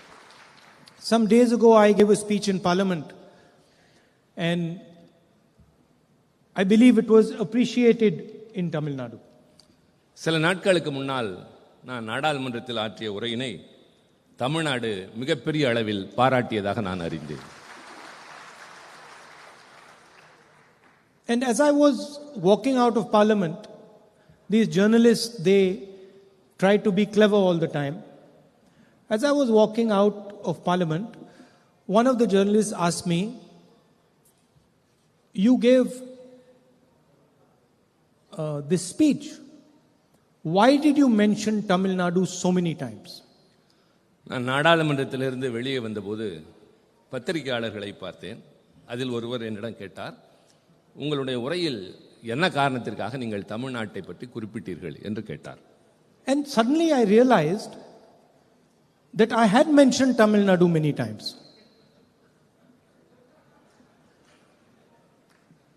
நான் பலமுறை அதை உணர்ந்திருக்கின்றேன், தமிழ்நாட்டின் மீது எனக்கு எந்த அளவிற்கு அன்பு இருக்கிறது என்பதை பற்றி. And as I was walking out, without realizing it, it came out of my mouth that, I'm Tamil. நான் வெளியே வருகிற போது என்னை அறியாமல் சொன்னேன், நான் தமிழ் என்று சொன்னேன். என்னை அறியாமல் அந்த வார்த்தை வந்தது. Then I got in the car and I was thinking, but why did you say that? நான் என்னுடைய காரில் ஏறியதற்கு பின்னால் ஏன் அப்படி சொன்னேன் என்று யோசித்தேன். Why did those words come out of your mouth? ஏன் அந்த வார்த்தைகள் உன்னுடைய வாயிலிருந்து வந்தன? You're not born in Tamil Nadu. நீங்கள் தமிழ்நாட்டில் பிறக்கவில்லை. You don't speak Tamil. நீங்கள் தமிழ் மொழியை பேசுவதில்லை. Tamil is a 3,000-year-old civilization. 3000 ஆண்டுகள் பழமையான நாகரிகமுடைய மொழி தமிழ் மொழி. You don't even begin to understand that civilization. அந்த நாகரிகத்தை பற்றி நீங்கள் இன்னும் தெரிந்து கொள்ளக்கூட முற்படவில்லை. How can you say you are Tamil? I ask myself. அதற்கு பின்னாலும் எப்படி நீங்கள் தமிழர் என்று சொல்லிக் கொள்கிறீர்கள் என்று எனக்கு நானே கேட்டுக்கொண்டேன். How have you given yourself the right to say that you are Tamil? நான் எப்படி அந்த உரிமையை அப்படி சொல்லுகின்ற அளவிற்கு எடுத்துக்கொண்டேன். And I was thinking this for some time in the car while I was driving home. நான் காரில் செல்கிற போது மீண்டும் தொடர்ந்து அதை பற்றியே யோசித்துக் கொண்டிருந்தேன். And then I realized why I said those words. பின்னர் நான் உணர்ந்தேன் ஏன் அந்த வார்த்தையை சொன்னேன் என்பது பற்றி. Because my blood is mixed with your soil.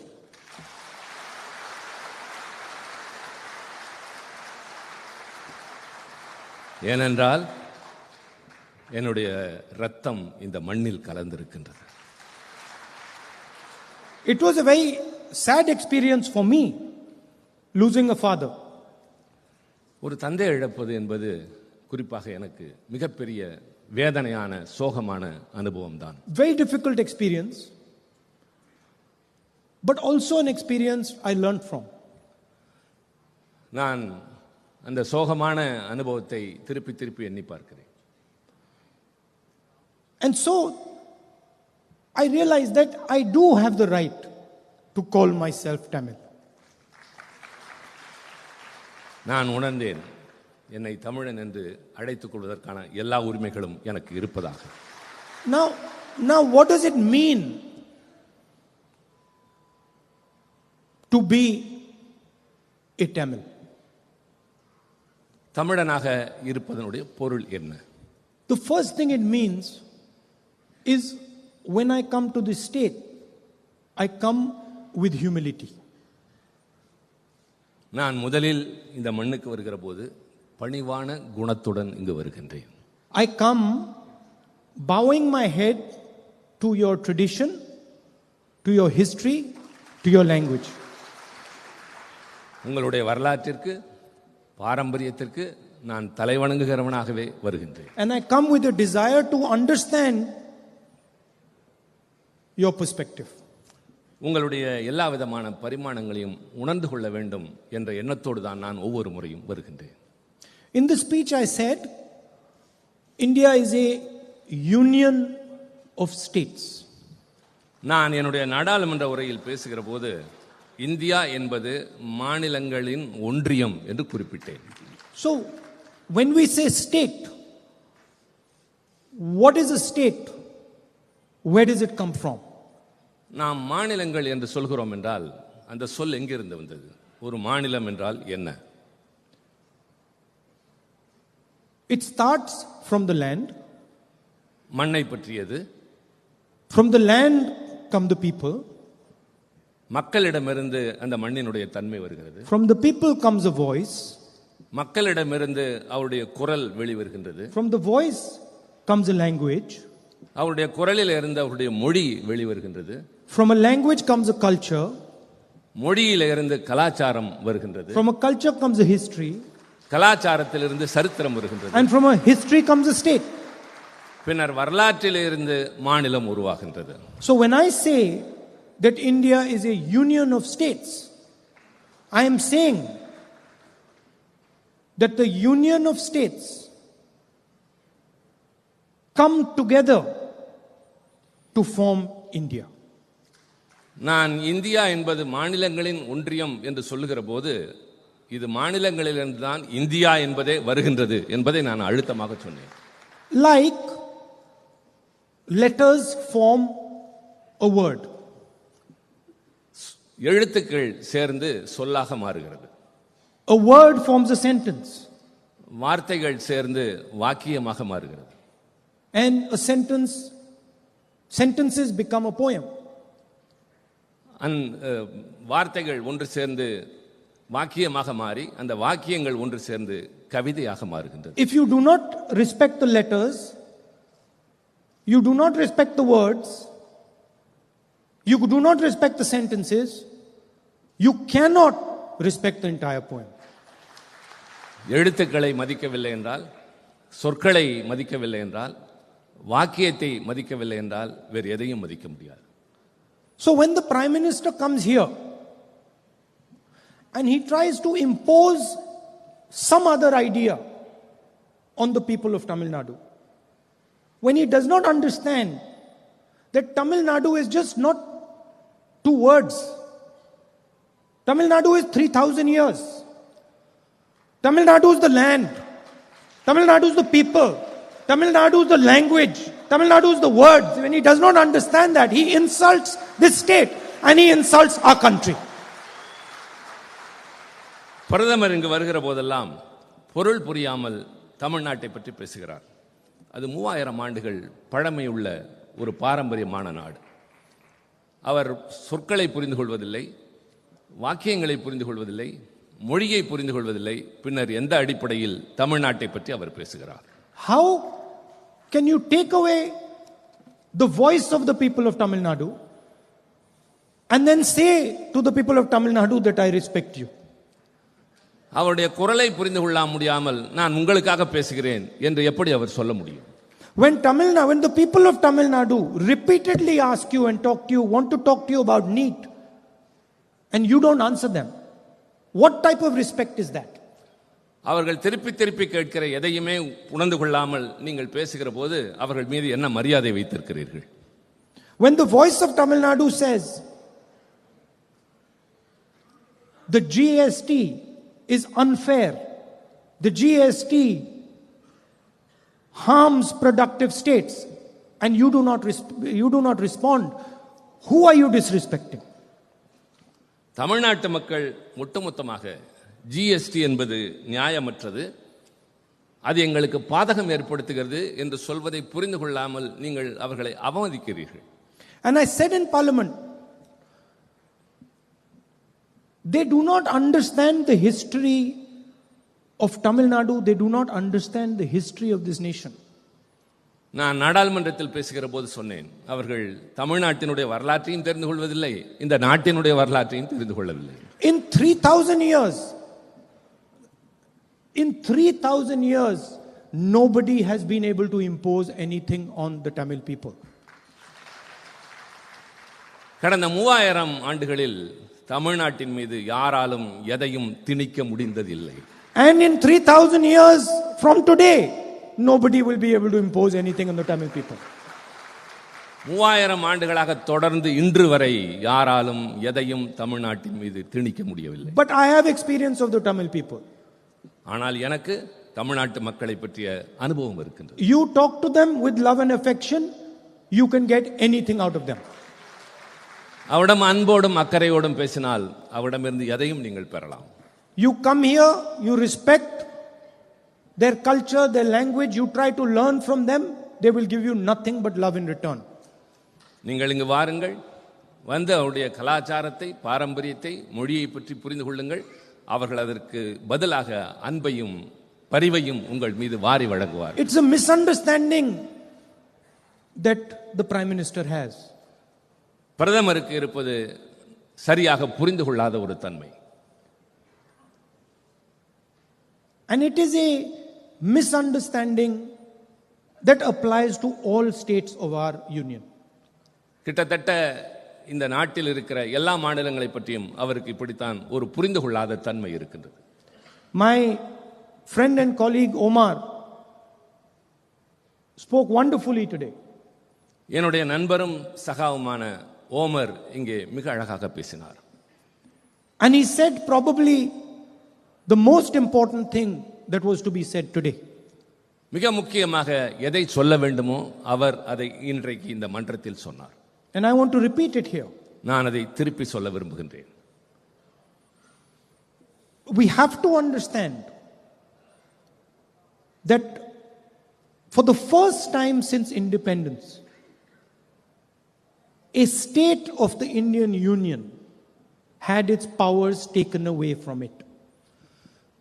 விடுதலை பெற்ற இந்த நாட்டில் அதிலிருந்து இன்று வரை இப்பொழுதுதான் முதல் முறையாக ஒரு மாநிலத்தில் இருந்த உரிமைகள் பறிக்கப்பட்டிருக்கின்றன. It has never happened before. இதற்கு முன்பு எப்பொழுதும் அது நடந்தது இல்லை. That the rights of the people have been snatched from them. அந்த மக்களுடைய உரிமைகள் அவரிடமிருந்து பறிக்கப்பட்டிருக்கின்றன. Today the people of Jammu and Kashmir do not rule themselves. Jammu Kashmir மக்கள் தங்களை தாங்களே ஆள முடியாத ஒரு நிலை ஏற்பட்டிருக்கிறது. Today bureaucrats from UP, from Gujarat rule Jammu and Kashmir. Gujarat, Uttar Pradesh போன்ற பகுதிகளில் இருக்கிற அதிகாரிகள் இப்பொழுது ஜம்மு காஷ்மீரை ஆண்டு கொண்டிருக்கின்றார்கள். And that is the extreme what they have done to Jammu and Kashmir. இது ஜம்மு காஷ்மீருக்கு அவர்கள் இழைத்திருக்கிற மிகப்பெரிய அநீதி. In Punjab they have unilaterally taken land away from Punjab and given it to the BSF. பஞ்சாபில் இருக்கின்ற hundreds of kilometers of land. பஞ்சாபில் இருக்கிற நூற்றுக்கணக்கான மைல்கள் இடத்தை எடுத்து எல்லை பாதுகாப்பு படையினரும் அவர்களே கொடுத்திருக்கின்றார்கள். Without any question, without any discussion. யாரிடமும் எதை பற்றியும் கலந்து பேசவில்லை. And they do the same to Tamil Nadu. அதேதான் தமிழ்நாட்டுக்கும் அவர்கள் செய்கிறார்கள். We always speak about unity from diversity. நாம் வேற்றுமையில் ஒற்றுமையை பற்றி மிகச் சிறப்பாக பேசுகிறோம். India has very, very diverse people, diverse states, diverse languages. India என்கின்ற இந்த நாடு பல்வேறு மொழிகளையும் பல்வேறு கலாச்சாரங்களையும் கொண்ட ஒரு நாடு. And historically, India has taken advantage of this diversity. வரலாற்று ரீதியாக இந்த வேற்றுமையின் காரணமாக இந்தியாவிற்கு பல அனுகூலங்கள் கிடைத்திருக்கின்றன. It's our biggest strength. இது இந்தியாவினுடைய பலம். I learned from the people of Tamil Nadu. அது தமிழ்நாட்டு மக்களிடமிருந்து தெரிந்து கொள்ள வேண்டும். Tamil Nadu learns from the people of UP. Tamil Nadu learns from the people of Maharashtra. We learn from each other. Tamil Nadu உத்தரப்பிரதேசத்து மக்களிடமிருந்து கற்றுக்கொள்கிறது. தமிழ்நாடு ஹரியானா மாநிலத்திலிருந்து கற்றுக்கொள்கிறது. ஒவ்வொருடமிருந்தும் ஒவ்வொருவரும் ஏதாவது கற்றுக்கொள்கிறோம். We respect each other. நாம் ஒவ்வொருவரை மற்றொருவர் மதிக்கிறோம்.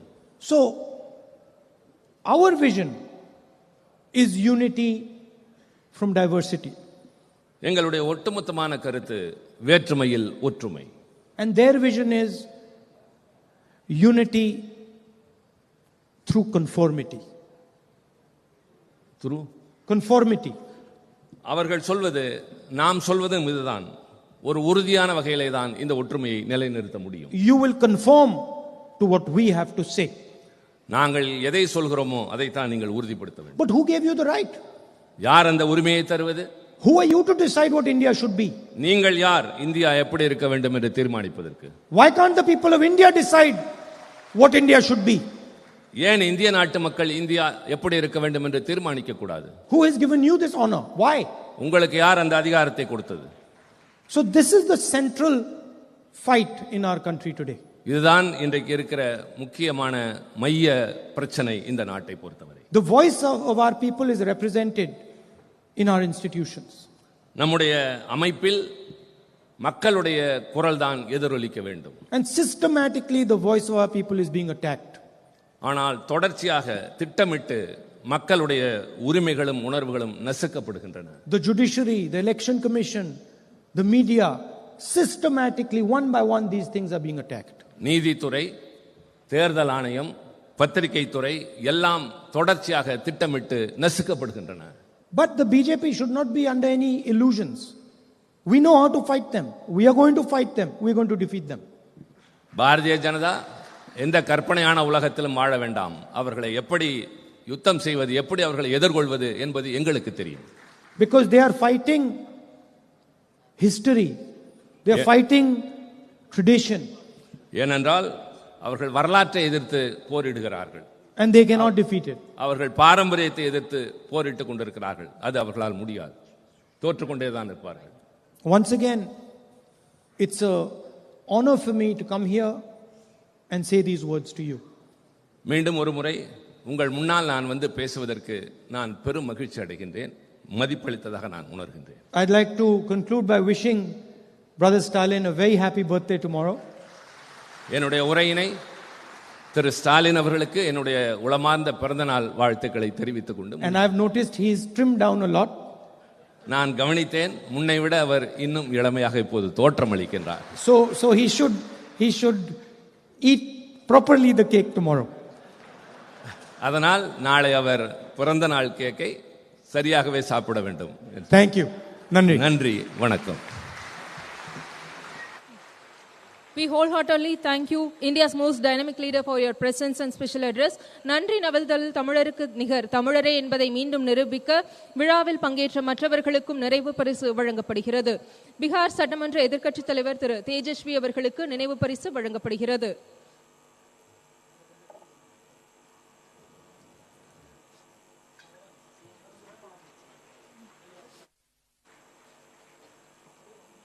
திருமிகு கனிமொழி கருணாநிதி அவர்களுக்கு நினைவு பரிசு வழங்கப்படுகிறது.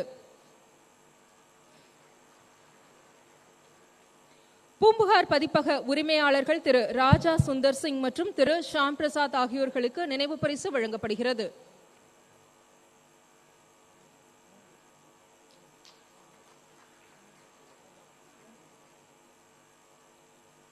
நூல் ஆக்கத்திற்கு உறுதுணையாய் இருந்தவர்களுக்கும் நினைவு பரிசு வழங்கப்பட உள்ளது.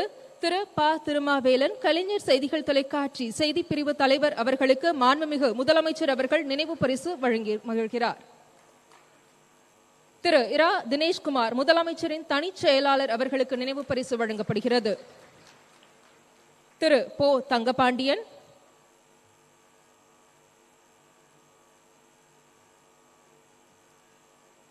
வடிவமைப்பாளர் திரு தமிழரசு அவர்களுக்கு நினைவு பரிசு வழங்கப்படுகிறது.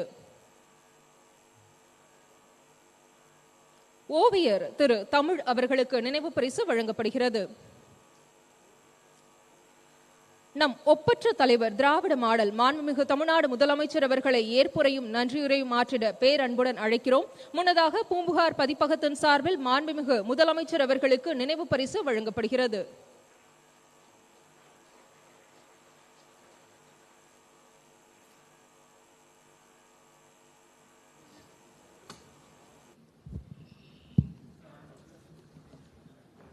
அன்புள்ள உங்களில் ஒருவன் நூல் வெளியீட்டு விழா நிகழ்ச்சியினுடைய தலைவர், கழகத்தினுடைய பொதுச் செயலாளர், நீர்வளத்துறை அமைச்சர் மாண்புமிகு அண்ணன் துரைமுருகன் அவர்களே, நூலினை வெளியிட்டு இந்த நிகழ்ச்சிக்கு சிறப்பையும் அதே நேரத்தில் நாளை தினம் என்னுடைய பிறந்த நாள், அதற்கு உரிய வாழ்த்தும் எடுத்துச் சொல்லி உரையாற்றி அமர்ந்திருக்கக்கூடிய என்னுடைய அன்பிற்கினிய அருமை சகோதரர் திரு ராகுல் காந்தி அவர்களே, வாழ்த்துறை வழங்கியிருக்கக்கூடிய கேரள மாநிலத்தினுடைய முதலமைச்சர் மாண்புமிகு பினராயி விஜயன் அவர்களே, முன்னிலை வைத்துக் கொண்டிருக்கக்கூடிய கழகத்தினுடைய பொருளாளர், நாடாளுமன்ற கழக குழுவினுடைய தலைவர், என்னுடைய இனிய நண்பர் டி.ஆர். பாலு அவர்களே, வருகை தந்து வாழ்த்துறை ஆற்றியிருக்கக்கூடிய ஜம்மு காஷ்மீர் மாநிலத்தினுடைய முன்னாள் முதலமைச்சர் உமர் அப்துல்லா அவர்களே, பீகார் மாநிலத்தினுடைய எதிர்க்கட்சித் தலைவர் தேஜஸ்வி அவர்களே, மதிப்புமிகு கவி பேரரசு வைரமுத்து அவர்களே, பாசமுள்ள சகோதரர் மானமிகு நடிகர் சத்யராஜ் அவர்களே, வரவேற்புரை ஆற்றியிருக்கக்கூடிய கழகத்தின் மகளிர் அணியின் செயலாளர், நாடாளுமன்ற குழுவினுடைய துணைத் தலைவர் என்னுடைய அருமை தங்கை கனிமொழி அவர்களே,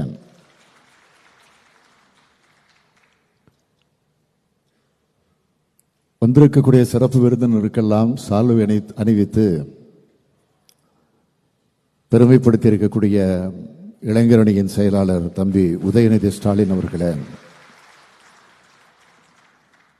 இந்த நூலினை அழகோடு அச்சிட்டு வழங்கியிருக்கக்கூடிய பூம்புகார் பதிப்பகத்தினுடைய உரிமையாளர்கள் ராஜா சுந்தர் சிங் அவர்களே, ஷாம் பிரசாத் அவர்களே, மாண்புமிகு தமிழக அமைச்சர் பெருமக்களே, பல்வேறு பொறுப்புகளை ஏற்று ஆண்டோர்களாக சான்றோர்களாக விளங்கிக் கொண்டிருக்கக்கூடிய பெரியோர்களே, தாய்மார்களே, நம்முடைய தாய் கழகமாம் திராவிட கழகத்தினுடைய தலைவர் ஐயா ஆசிரியர் உள்ளிட்ட பல்வேறு கட்சிகளை சார்ந்திருக்கக்கூடிய தலைவர் பெருமக்களே, பெரியோர்களே, தாய்மார்களே, பாசத்திற்குரிய பத்திரிகையாளர்களே, என் உயிரோடு கலந்திருக்கக்கூடிய தலைவர் கலைஞர் அவர்களின் உயிரினும் உயிரான அன்பு உடன்பிறப்புகளே, உங்கள் அனைவருக்கும் என்னுடைய அன்பான வணக்கம். முத்தமிழறிஞர் தலைவர் கலைஞர் அவருடைய நிறைவுக்கு பிறகு கோடிக்கணக்கான திராவிட முன்னேற்ற கழகத்தினுடைய உடன்பிறப்புகளின் தலைவனாக நான் தேர்ந்தெடுக்கப்பட்ட பொதுக்குழுவில் பேசுகிற பொழுது குறிப்பிட்டு சொன்னேன், கலைஞர் அவர்களைப் போல எனக்கு எழுத தெரியாது, கலைஞர் அவர்களைப் போல எனக்கு பேசவும் தெரியாது, ஆனால் அனைத்தையும் நான் முயன்று பார்ப்பேன் என்று அப்போ குறிப்பிட்டேன். அப்படி நான் செய்த முயற்சி தான் இந்த புத்தகம். திராவிட முன்னேற்ற கழகத்துடைய தலைவர் என்ற பெருமையால் அல்ல, இந்த தமிழ்நாட்டினுடைய முதலமைச்சர் என்கிற அந்த கர்வத்தால் அல்ல, எப்பொழுதும் என்றென்றும் எந்த சூழலிலும் எந்த பொறுப்பில் இருந்தாலும் உங்களில் ஒருவனாகத்தான் நான் இருக்க வேண்டும். அதைத்தான் எந்த நாளும் இந்த ஸ்டாலின் அதை மறக்க மாட்டான் என்பதன் அடையாளமாகத்தான் எனது வாழ்க்கை வரலாற்று நூலுக்கு உங்களில் ஒருவன் என்ற பெயரை நான் சூட்டியிருக்கிறேன். நீங்கள் அனைவரும் உங்களை விட உயரமான இடத்துல கொண்டு போய் என்ன உட்கார வச்சாலும் நான் என்றுமே உங்களின் ஒருவன் தான். முத்தமிழறிஞர் தலைவர் கலைஞர் அவருடைய மகனாக என்னை கழகத்தவர்கள் முதலாக நினைச்சப்போவும் உங்களின் ஒருவன் தான் நான் கழகத்தவரோடு அவர்களுடைய ஒருவராக நான் செயல்பட்டு கொண்டிருக்கிறேன். இளைஞரணியின் செயலாளராக பொறுப்புக்கு வந்தப்பவும் உங்களின் ஒருவனாகத்தான் நான் செயல்பட்டேன். கழகத்தினுடைய பொருளாளராக பொறுப்பேற்ற போதும் அப்படித்தான் செயல்பட்டேன். அமைச்சரானப்பவும் துணை முதலமைச்சராக இருந்தப்பவும் அப்படித்தான் நான் செயல்பட்டேன். ஏன் இப்பொழுது கழகத்தினுடைய தலைவராக ஆன பிறகும் இப்போ முதலமைச்சராக ஆன பிறகும் அப்படித்தான் செயல்பட்டு கொண்டிருப்பேன். எனது வாழ்நாள் முழுக்க உங்களில் ஒருவனாகத்தான் நான் செயல்படுவேன்னு இப்போ ஒரு உறுதியை உங்களிடத்தில் நான் சொல்லுகிறேன். எனக்கு திரும்ப திரும்ப நினைவுக்கு வரக்கூடிய சொற்கள் பேரறிஞர் அண்ணா சொன்ன சொல் தான். மக்களிடம் செல், மக்களோடு சேர்ந்து வாழ். சென்னை மாநகரத்தினுடைய மேயராக நான் பொறுப்பேற்ற நேரத்தில் அப்பொழுது நான் ஒரு வார்த்தையை எழுதினேன். பதவின்னு ஒரு வார்த்தையை சொன்னேன். அந்த வார்த்தையை தலைவர் கலைஞர் அவர்கள் மாற்றினார். பதவின்னு போட்ட அந்த எழுத்துல மாற்றி என்ன போட்டார்னா பொறுப்புன்னு மாற்றினார். தலைவர் கலைஞர் செஞ்ச அந்த திருத்தம் தான் என் வாழ்க்கையிலே மறக்க முடியாத பெரிய பாடமாகும். அந்த பொறுப்பில் எத்தனை உயர் பொறுப்புக்கு நான் வந்தாலும் என்றைக்கு நான் உங்களில் ஒருவன் தான். உங்களின் ஒருவனான எனது அனுபவங்களில் சிலவற்றை இந்த சமுதாயத்திற்கு சொல்லியாகணும் என்கிற அந்த காரணமாக அதை நான் கடமையாக கருதி அப்பப்போ சின்ன சின்ன பகுதிகளாக நான் எழுதி வைத்திருந்த பதிவுகளை அதை ஒட்டுமொத்தமாக தொகுத்திருக்கக்கூடிய புத்தகம் தான் இந்த புத்தகம். இதனை வாசிக்கிறது மூலமா உங்களின் ஒருவனா நான் எப்படி முளைச்சேன்னு முதலாக நீங்க தெரிஞ்சுக்க போறீங்க. என்னோட 23 வயது வரையிலான வாழ்க்கை தான் இந்த புத்தகம். 1953ஆம் ஆண்டு மார்ச் 1ஆம் தேதி நான் பிறந்தேன். அதாவது நாளை நான் பிறந்த நாள் கொண்டாட போறேன். நாளைக்கு என்னுடைய பிறந்த நாள். இன்றைய தினம் பிப்ரவரி 28. எனது பிறந்த நாளுக்கு ஒரு நாள் முன்னதாக இந்த புத்தகம் பிறக்குது.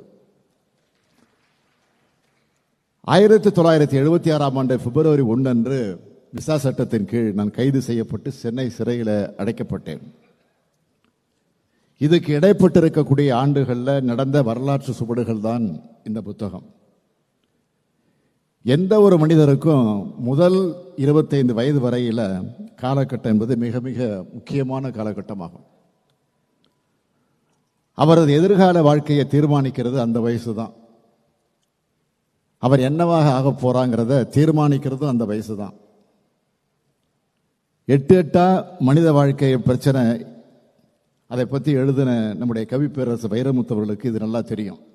விளையும் பயிர் முளையிலேயே தெரியும்னு சொல்லுவாங்க. ஆமாம், நான் அரசியல் பயிராகத்தான் வளர்ந்தேன் என்பதை இந்த புத்தகத்தை படிப்பதன் மூலமாக நீங்கள் தெரிந்து கொள்ளலாம். 1996ஆம் ஆண்டு சென்னை மாநகரத்தினுடைய மேயராக நான் பொறுப்பேற்ற போது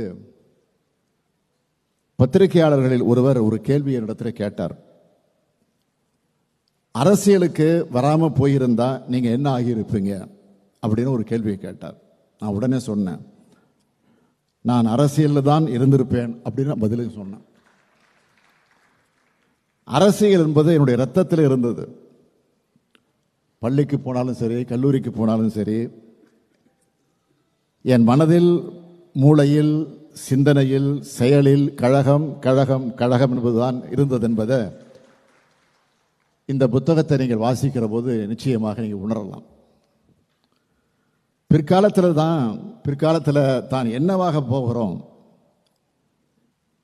மிக மிக மிக மிக சிறிய வயசிலேயே அதை தீர்மானிச்சுட்டா அதிலிருந்து இம்மி அளவும் விலகாம பயணிச்சா அந்த இலக்கை நிச்சயம் அடைஞ்சே தீர்வாங்க என்பதற்கு அடையாளம்தான் நான் என்பதை இங்கே பதிவு செய்கிறேன். அப்படிப்பட்ட அடையாளங்களுடைய தொகுப்பு தான் இந்த புத்தகம். அந்த இலக்கை அடையறதுக்கு நான் எந்த சாகசங்களும் செய்யல. அப்படி சாகசங்கள் செய்ய வேண்டிய அவசியமும் எனக்கு ஏற்படலை. நான் என்னுடைய இயல்புல இருந்தேன். என்னுடைய இயல்பை என்னை இந்த இடத்துல கொண்டு வந்து நிறுத்தி இருக்கு. தலைவர் கலைஞர் அவர்கள் ஒரு முறை சொன்னார், நான் பக்குவப்பட்ட காலத்தில், கலைஞர் சொன்னதை சொல்றேன், நான் பக்குவப்பட்ட காலத்திலே பிறந்தவன் தான் ஸ்டாலின், அது அவனது இயல்பிலேயே தெரியும்னு சொன்னார். அப்படிப்பட்ட பக்குவம் சின்ன வயசிலேயே எனக்கு இருந்ததுங்கிறத இந்த புத்தகத்தின் மூலமாக நீங்கள் அறிந்து கொள்ள முடியும். பிறக்கும் போதே ஒரு தலைவருக்கு மகனாக பிறந்ததும் அதுக்கு ஒரு வகையில் காரணமாக கூட இருக்கலாம். சின்ன வயசில் நான் பார்த்த அரசியல் நெருக்கடிகள், கைதுகள், போராட்ட காட்சிகள் இதுக்கு காரணமாக கூட இருக்கலாம். சாதாரணமாக ஒரு இளைஞனின் வாழ்க்கையில் நடக்காத, பார்க்காத, கேள்விப்படாத காட்சிகள் எல்லாம் என்னுடைய வாழ்க்கையில் நடந்தும் இருக்கிறது, அதுவும் காரணமாக இருக்கலாம். நான் 5 மாச குழந்தையாக இருந்தப்போ தலைவர் கலைஞர் அவர்கள் திருச்சி சிறையில் இருந்தார். என்ன கை குழந்தையா தூக்கிக்கிட்டு என்னுடைய தாயார் தயாளம்மாள் அவர்கள் திருச்சி சிறைக்கு கொண்டு போய் கலைஞரிடத்தில் காட்டினாங்க. நான் 12 வயசு பையனாக இருந்தப்போ மொழி போராட்டத்தில் ஈடுபட்டதுக்காக தேச பாதுகாப்பு சட்டப்படி தலைவர் கலைஞர் அவர்கள் கைது செய்யப்படுகிறார். நம்முடைய மதிப்பிற்குரிய அண்ணன் முரசொலி மாறன் அவர்கள் அவரும் அப்போ கைது செய்யப்படுகிறார். கல்லூரி படிக்கிற காலத்தில் தான் நான் மிசாவில் கைதானேன். கோபாலபுரம் வீட்டினுடைய அறையாகத்தான் சிறை இருந்துச்சு. அதுதான் என்ன செதுக்கியது. கோபாலபுரம் வீடு என்பது தமிழ்நாட்டினுடைய நிரந்தர அரச சபை. அது கோபாலபுரம் வீடு திராவிட இயக்கத்தினுடைய திருச்சபை. திரையுலக கலைஞர்களுக்கு அது கலைச்சபை, இலக்கியவாதிகளுக்கு அது சிந்தனை சபை. மொத்தத்தில் எங்களுடைய உயிர் சபை அதுதான். அந்த உயிர் சபை தான் என்னை உருவாக்குச்சு. அந்த வீடு என்னை வளர்த்தது, ஆளாக்கியது, பக்குவப்படுத்தியது, பண்படுத்தியது, பல்வேறு பொறுப்புகளுக்கு என்னை தகுதி படைத்திருக்கிறது. அந்த வகையிலே பார்த்தா இந்த புத்தகம் அந்த வீட்டினுடைய வரலாறு. பள்ளி பருவத்தில் கழக பாடம் படித்த வரலாறு, பாட புத்தகங்களோடு முரசொலி படித்த வரலாறு, கல்லூரி காலத்தில் அரிதாரம் பூசி முரசே முழுங்க நாடகம் போட்ட வரலாறு, படித்து முடித்து பணிக்கு போக விரும்பாம மொழி காப்பதற்காக உயிரை தர தயார்னு முழங்கின வரலாறு,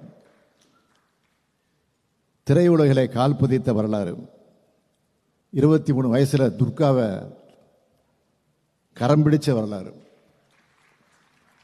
திருமணமான காலத்தில் 5 மாத காலத்தில் சிறைபிடிக்கப்பட்ட வரலாறு.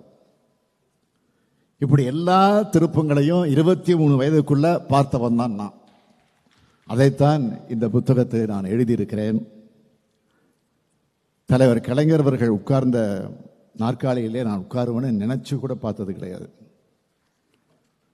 முதல்வராக இருந்த அண்ணா அவர்கள் அவருடைய காரை அனுப்பி என்னை அழைச்சிட்டு வர சொன்னார்.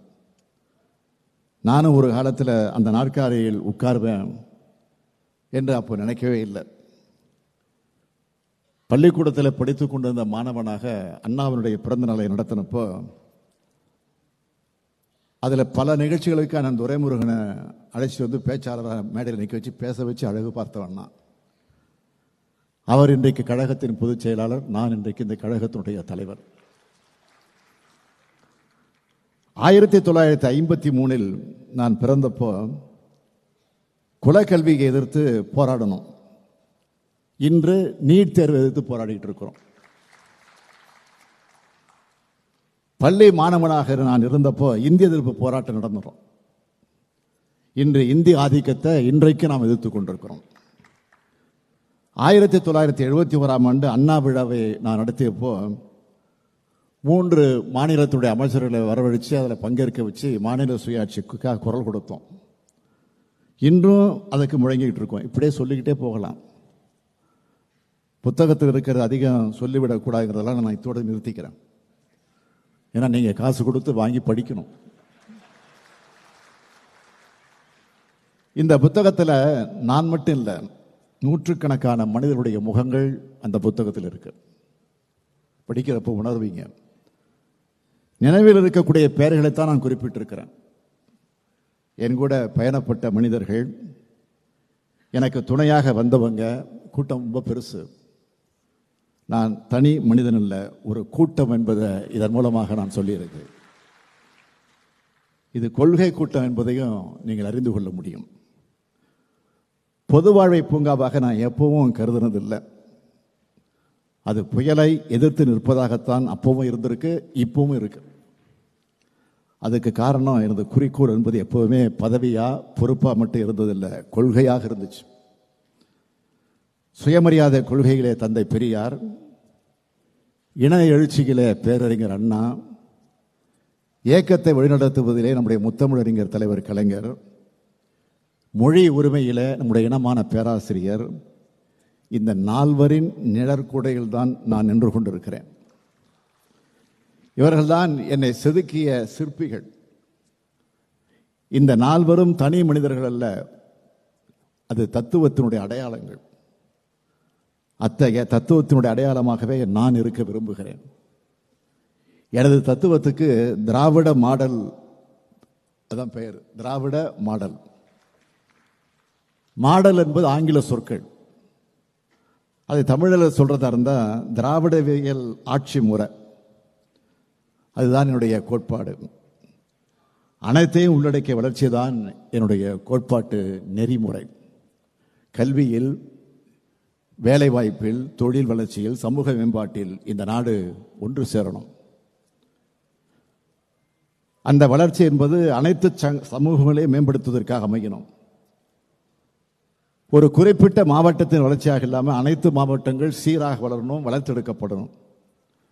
பால் பேதமற்ற, இரத்த பேதமற்ற சமூகமா நமது சமூக மனோபாவம் மாறணும். எல்லாருக்கும் எல்லாம் என்பதே இந்த திராவிடர்களுடைய கோட்பாடாகும். அனைத்து தேசிய இனங்களும் சரிநிகர் உரிமை தரப்படும் என்பதுதான் திராவிடவியலுடைய கோட்பாடு. இந்தியா என்பது மாநிலங்களின் ஒன்றியமாகும். அதைத்தான் அரசியலமைப்பு சட்டமும் சொல்கிறது. அனைத்து மாநிலங்களும் அதிக அதிகாரம் கொண்ட சுயாட்சித்தன்மை கொண்டதாக இருக்கணும். இந்த மாநிலங்களின் ஒன்றியமான இந்திய அரசானது கூட்டாட்சி முறைப்படி செயல்படும் என்பதுதான் திராவிடவியல் கோட்பாடு. இந்த திராவிடவியல் கோட்பாட்டை தமிழகத்தில் மட்டுமல்ல, இந்தியா முழுமைக்கு எடுத்து சொல்லணும் தான்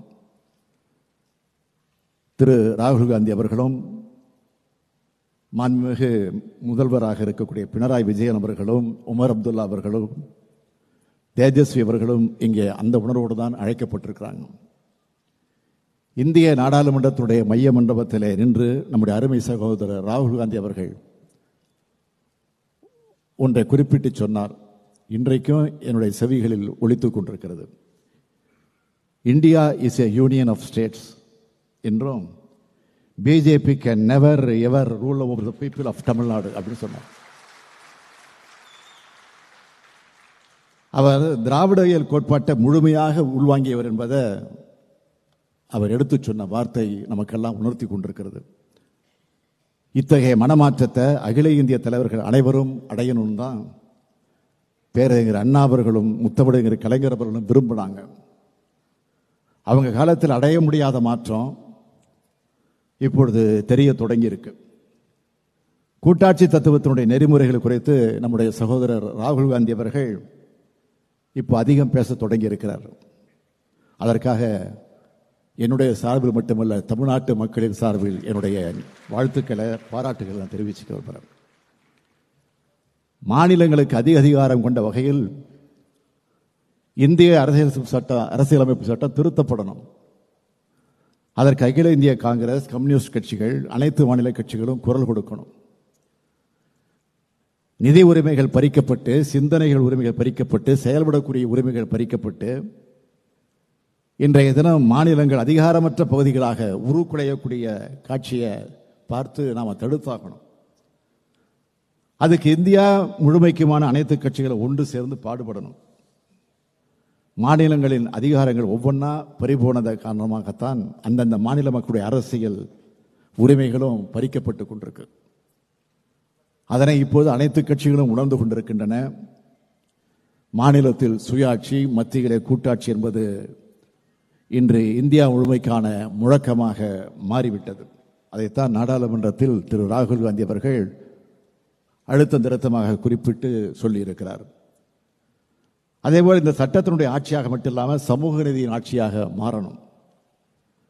இதற்காக அகில இந்திய அளவிலான சமூக நீதி கூட்டமைப்பை திராவிட முன்னேற்ற கழகத்தின் சார்பிலே உருவாக்கி அனைத்து அகில இந்திய கட்சிகளுக்கு நான் அழைப்பு விடுத்திருக்கிறேன். இத்தகைய திராவிடவியல் கோட்பாட்டை இந்தியா முழுமைக்கு விதைப்பதை எனது பணியா மேற்கொள்வேன் என்று இந்த நிகழ்ச்சியின் வாயிலாக உங்கள் அத்தனை பேருக்கு நான் உறுதியாக குறிப்பிட விரும்புகிறேன். அந்த வகையில் எனது அரசியல் வாழ்க்கையின் திருப்பு முனையாக இந்த நிகழ்ச்சி அமைஞ்சிருக்கு. இந்த மேடையை பார்க்கும்போது என்னுடைய நினைவுகள் பின்னோக்கி போகுது. 1975 ஆண்டு ஆகஸ்ட் மாதம் 20ஆம் நாள் எனக்கும் என்னுடைய துணைவியார் துர்காவுக்கும் திருமணம் நடந்துச்சு.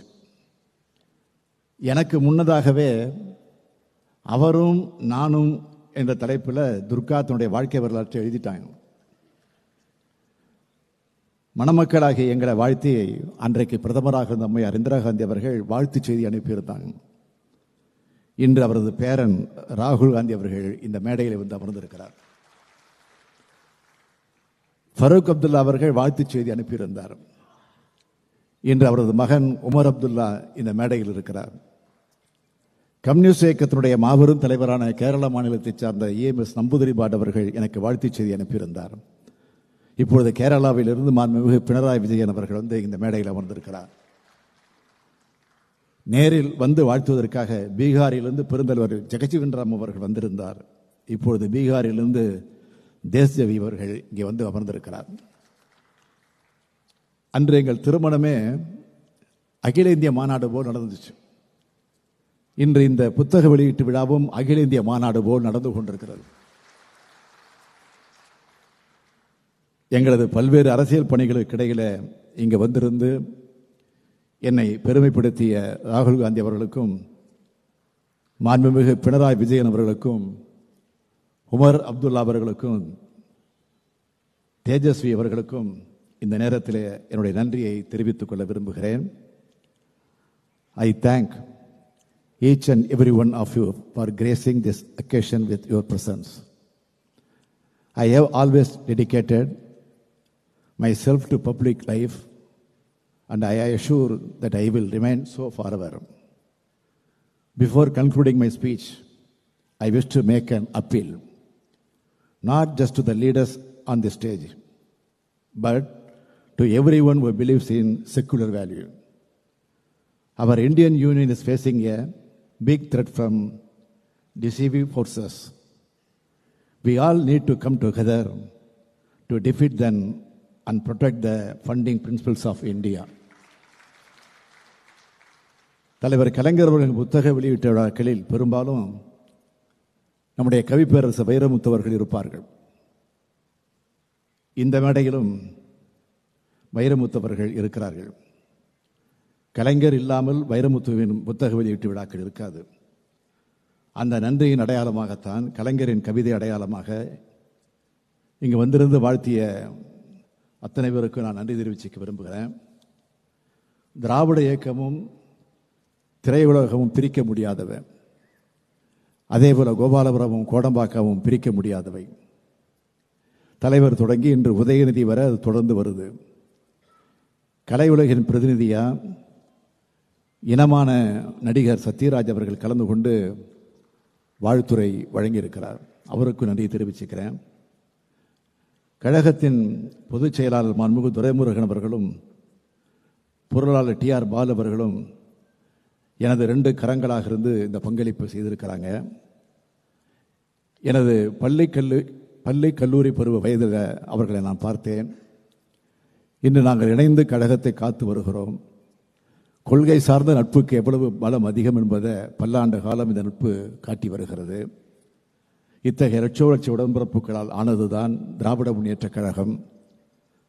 துரைமுருகன் அவர்களுக்கும் பாலு அவர்களுக்கு நன்றி சொல்வது எனக்கு நான் நன்றி சொல்வதற்குள் ஆகிடுவோம். உங்களின் ஒருவன் நூலை உலகத்தரத்துடன் அழகியல் தரத்துடன் அச்சிட்டு வெளியிட்டு இருக்கிறது. தலைவர் கலைஞர்களின் பெரும்பாலான நூல்களை வெளியிட்ட பூம்புகார் இந்த நூலையும் முன்வந்து நன்றி தெரிவிச்சுக்கிறேன். ஆக நாடாளுமன்ற பணியாக இருந்தாலும், மக்கள் பணியாக இருந்தாலும், மகளிர் அணி பணியாக இருந்தாலும் எல்லாத்தையும் சிறப்பாக செயல்பட்டு வரக்கூடிய அன்பு தங்கை கனிமொழி இந்த விழாவிற்கு வாழ்த்துச் செய்தியும் அனுப்பியிருக்கிறார்கள். ஆக தமிழகத்தினுடைய அரசியல் தலைவர்கள், அமைச்சர் பெருமக்கள், எனது நெருங்கிய நண்பர்கள், கழகத்தினுடைய முன்னணியினர், கலை உலகத்தைச் சார்ந்தவர்கள், சட்டமன்ற உறுப்பினர்கள், நாடாளுமன்ற உறுப்பினர்கள், அரசு அலுவலர்கள், பத்திரிகையாளர்கள், கழக உடன்பிறர்கள், இந்த அரங்கம் நிறைஞ்சிருக்கு. உங்கள் அனைவருக்கும் தனித்தனியாக நன்றியை தெரிவித்துக் கொள்கிறேன். உங்களால் உருவாக்கப்பட்டவன் நான், உங்களால் வளர்த்தெடுக்கப்பட்டவன் நான், என்றும் உங்களின் ஒருவனே, என்றும் உங்களின் ஒருவனே என்பதை சொல்லி உங்கள் அத்தனை பேருக்கும் என்னுடைய மனப்பூர்வமான நன்றியை மீண்டும் ஒரு முறை எடுத்து கூறி விடைபெறுகிறேன். நன்றி, வணக்கம். நாட்டு மக்களுக்கு என்ன செய்யலாம் என எண்ணிக்கொண்டிருக்கும் உங்களின் இந்த உரைக்கு நன்றி ஐயா. நல்லதொரு இந்த நிகழ்வின் இறுதியாக நாட்டுப்பண்.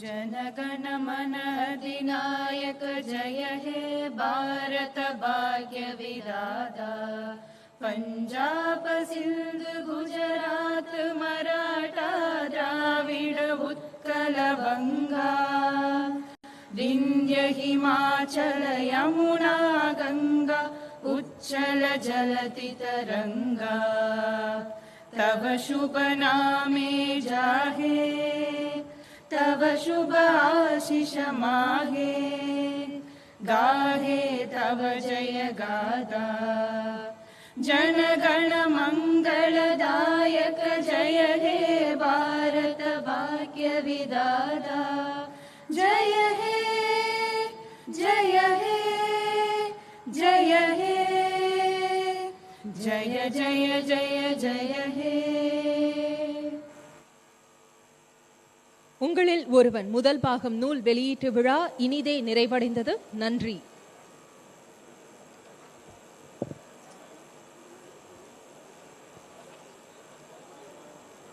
இன்னும் சற்று நேரத்தில் இந்த இனிய தருணத்தில் வரலாற்று சிறப்புமிக்க நிகழ்வில் வெளியிடப்பட்ட உங்களில் ஒருவன் நூலினை நூல் ஆசிரியரும் மாண்புமிகு தமிழ்நாடு முதலமைச்சரும் திராவிட முன்னேற்ற கழக தலைவரிடமிருந்து பெற்றுக்கொள்ளலாம்.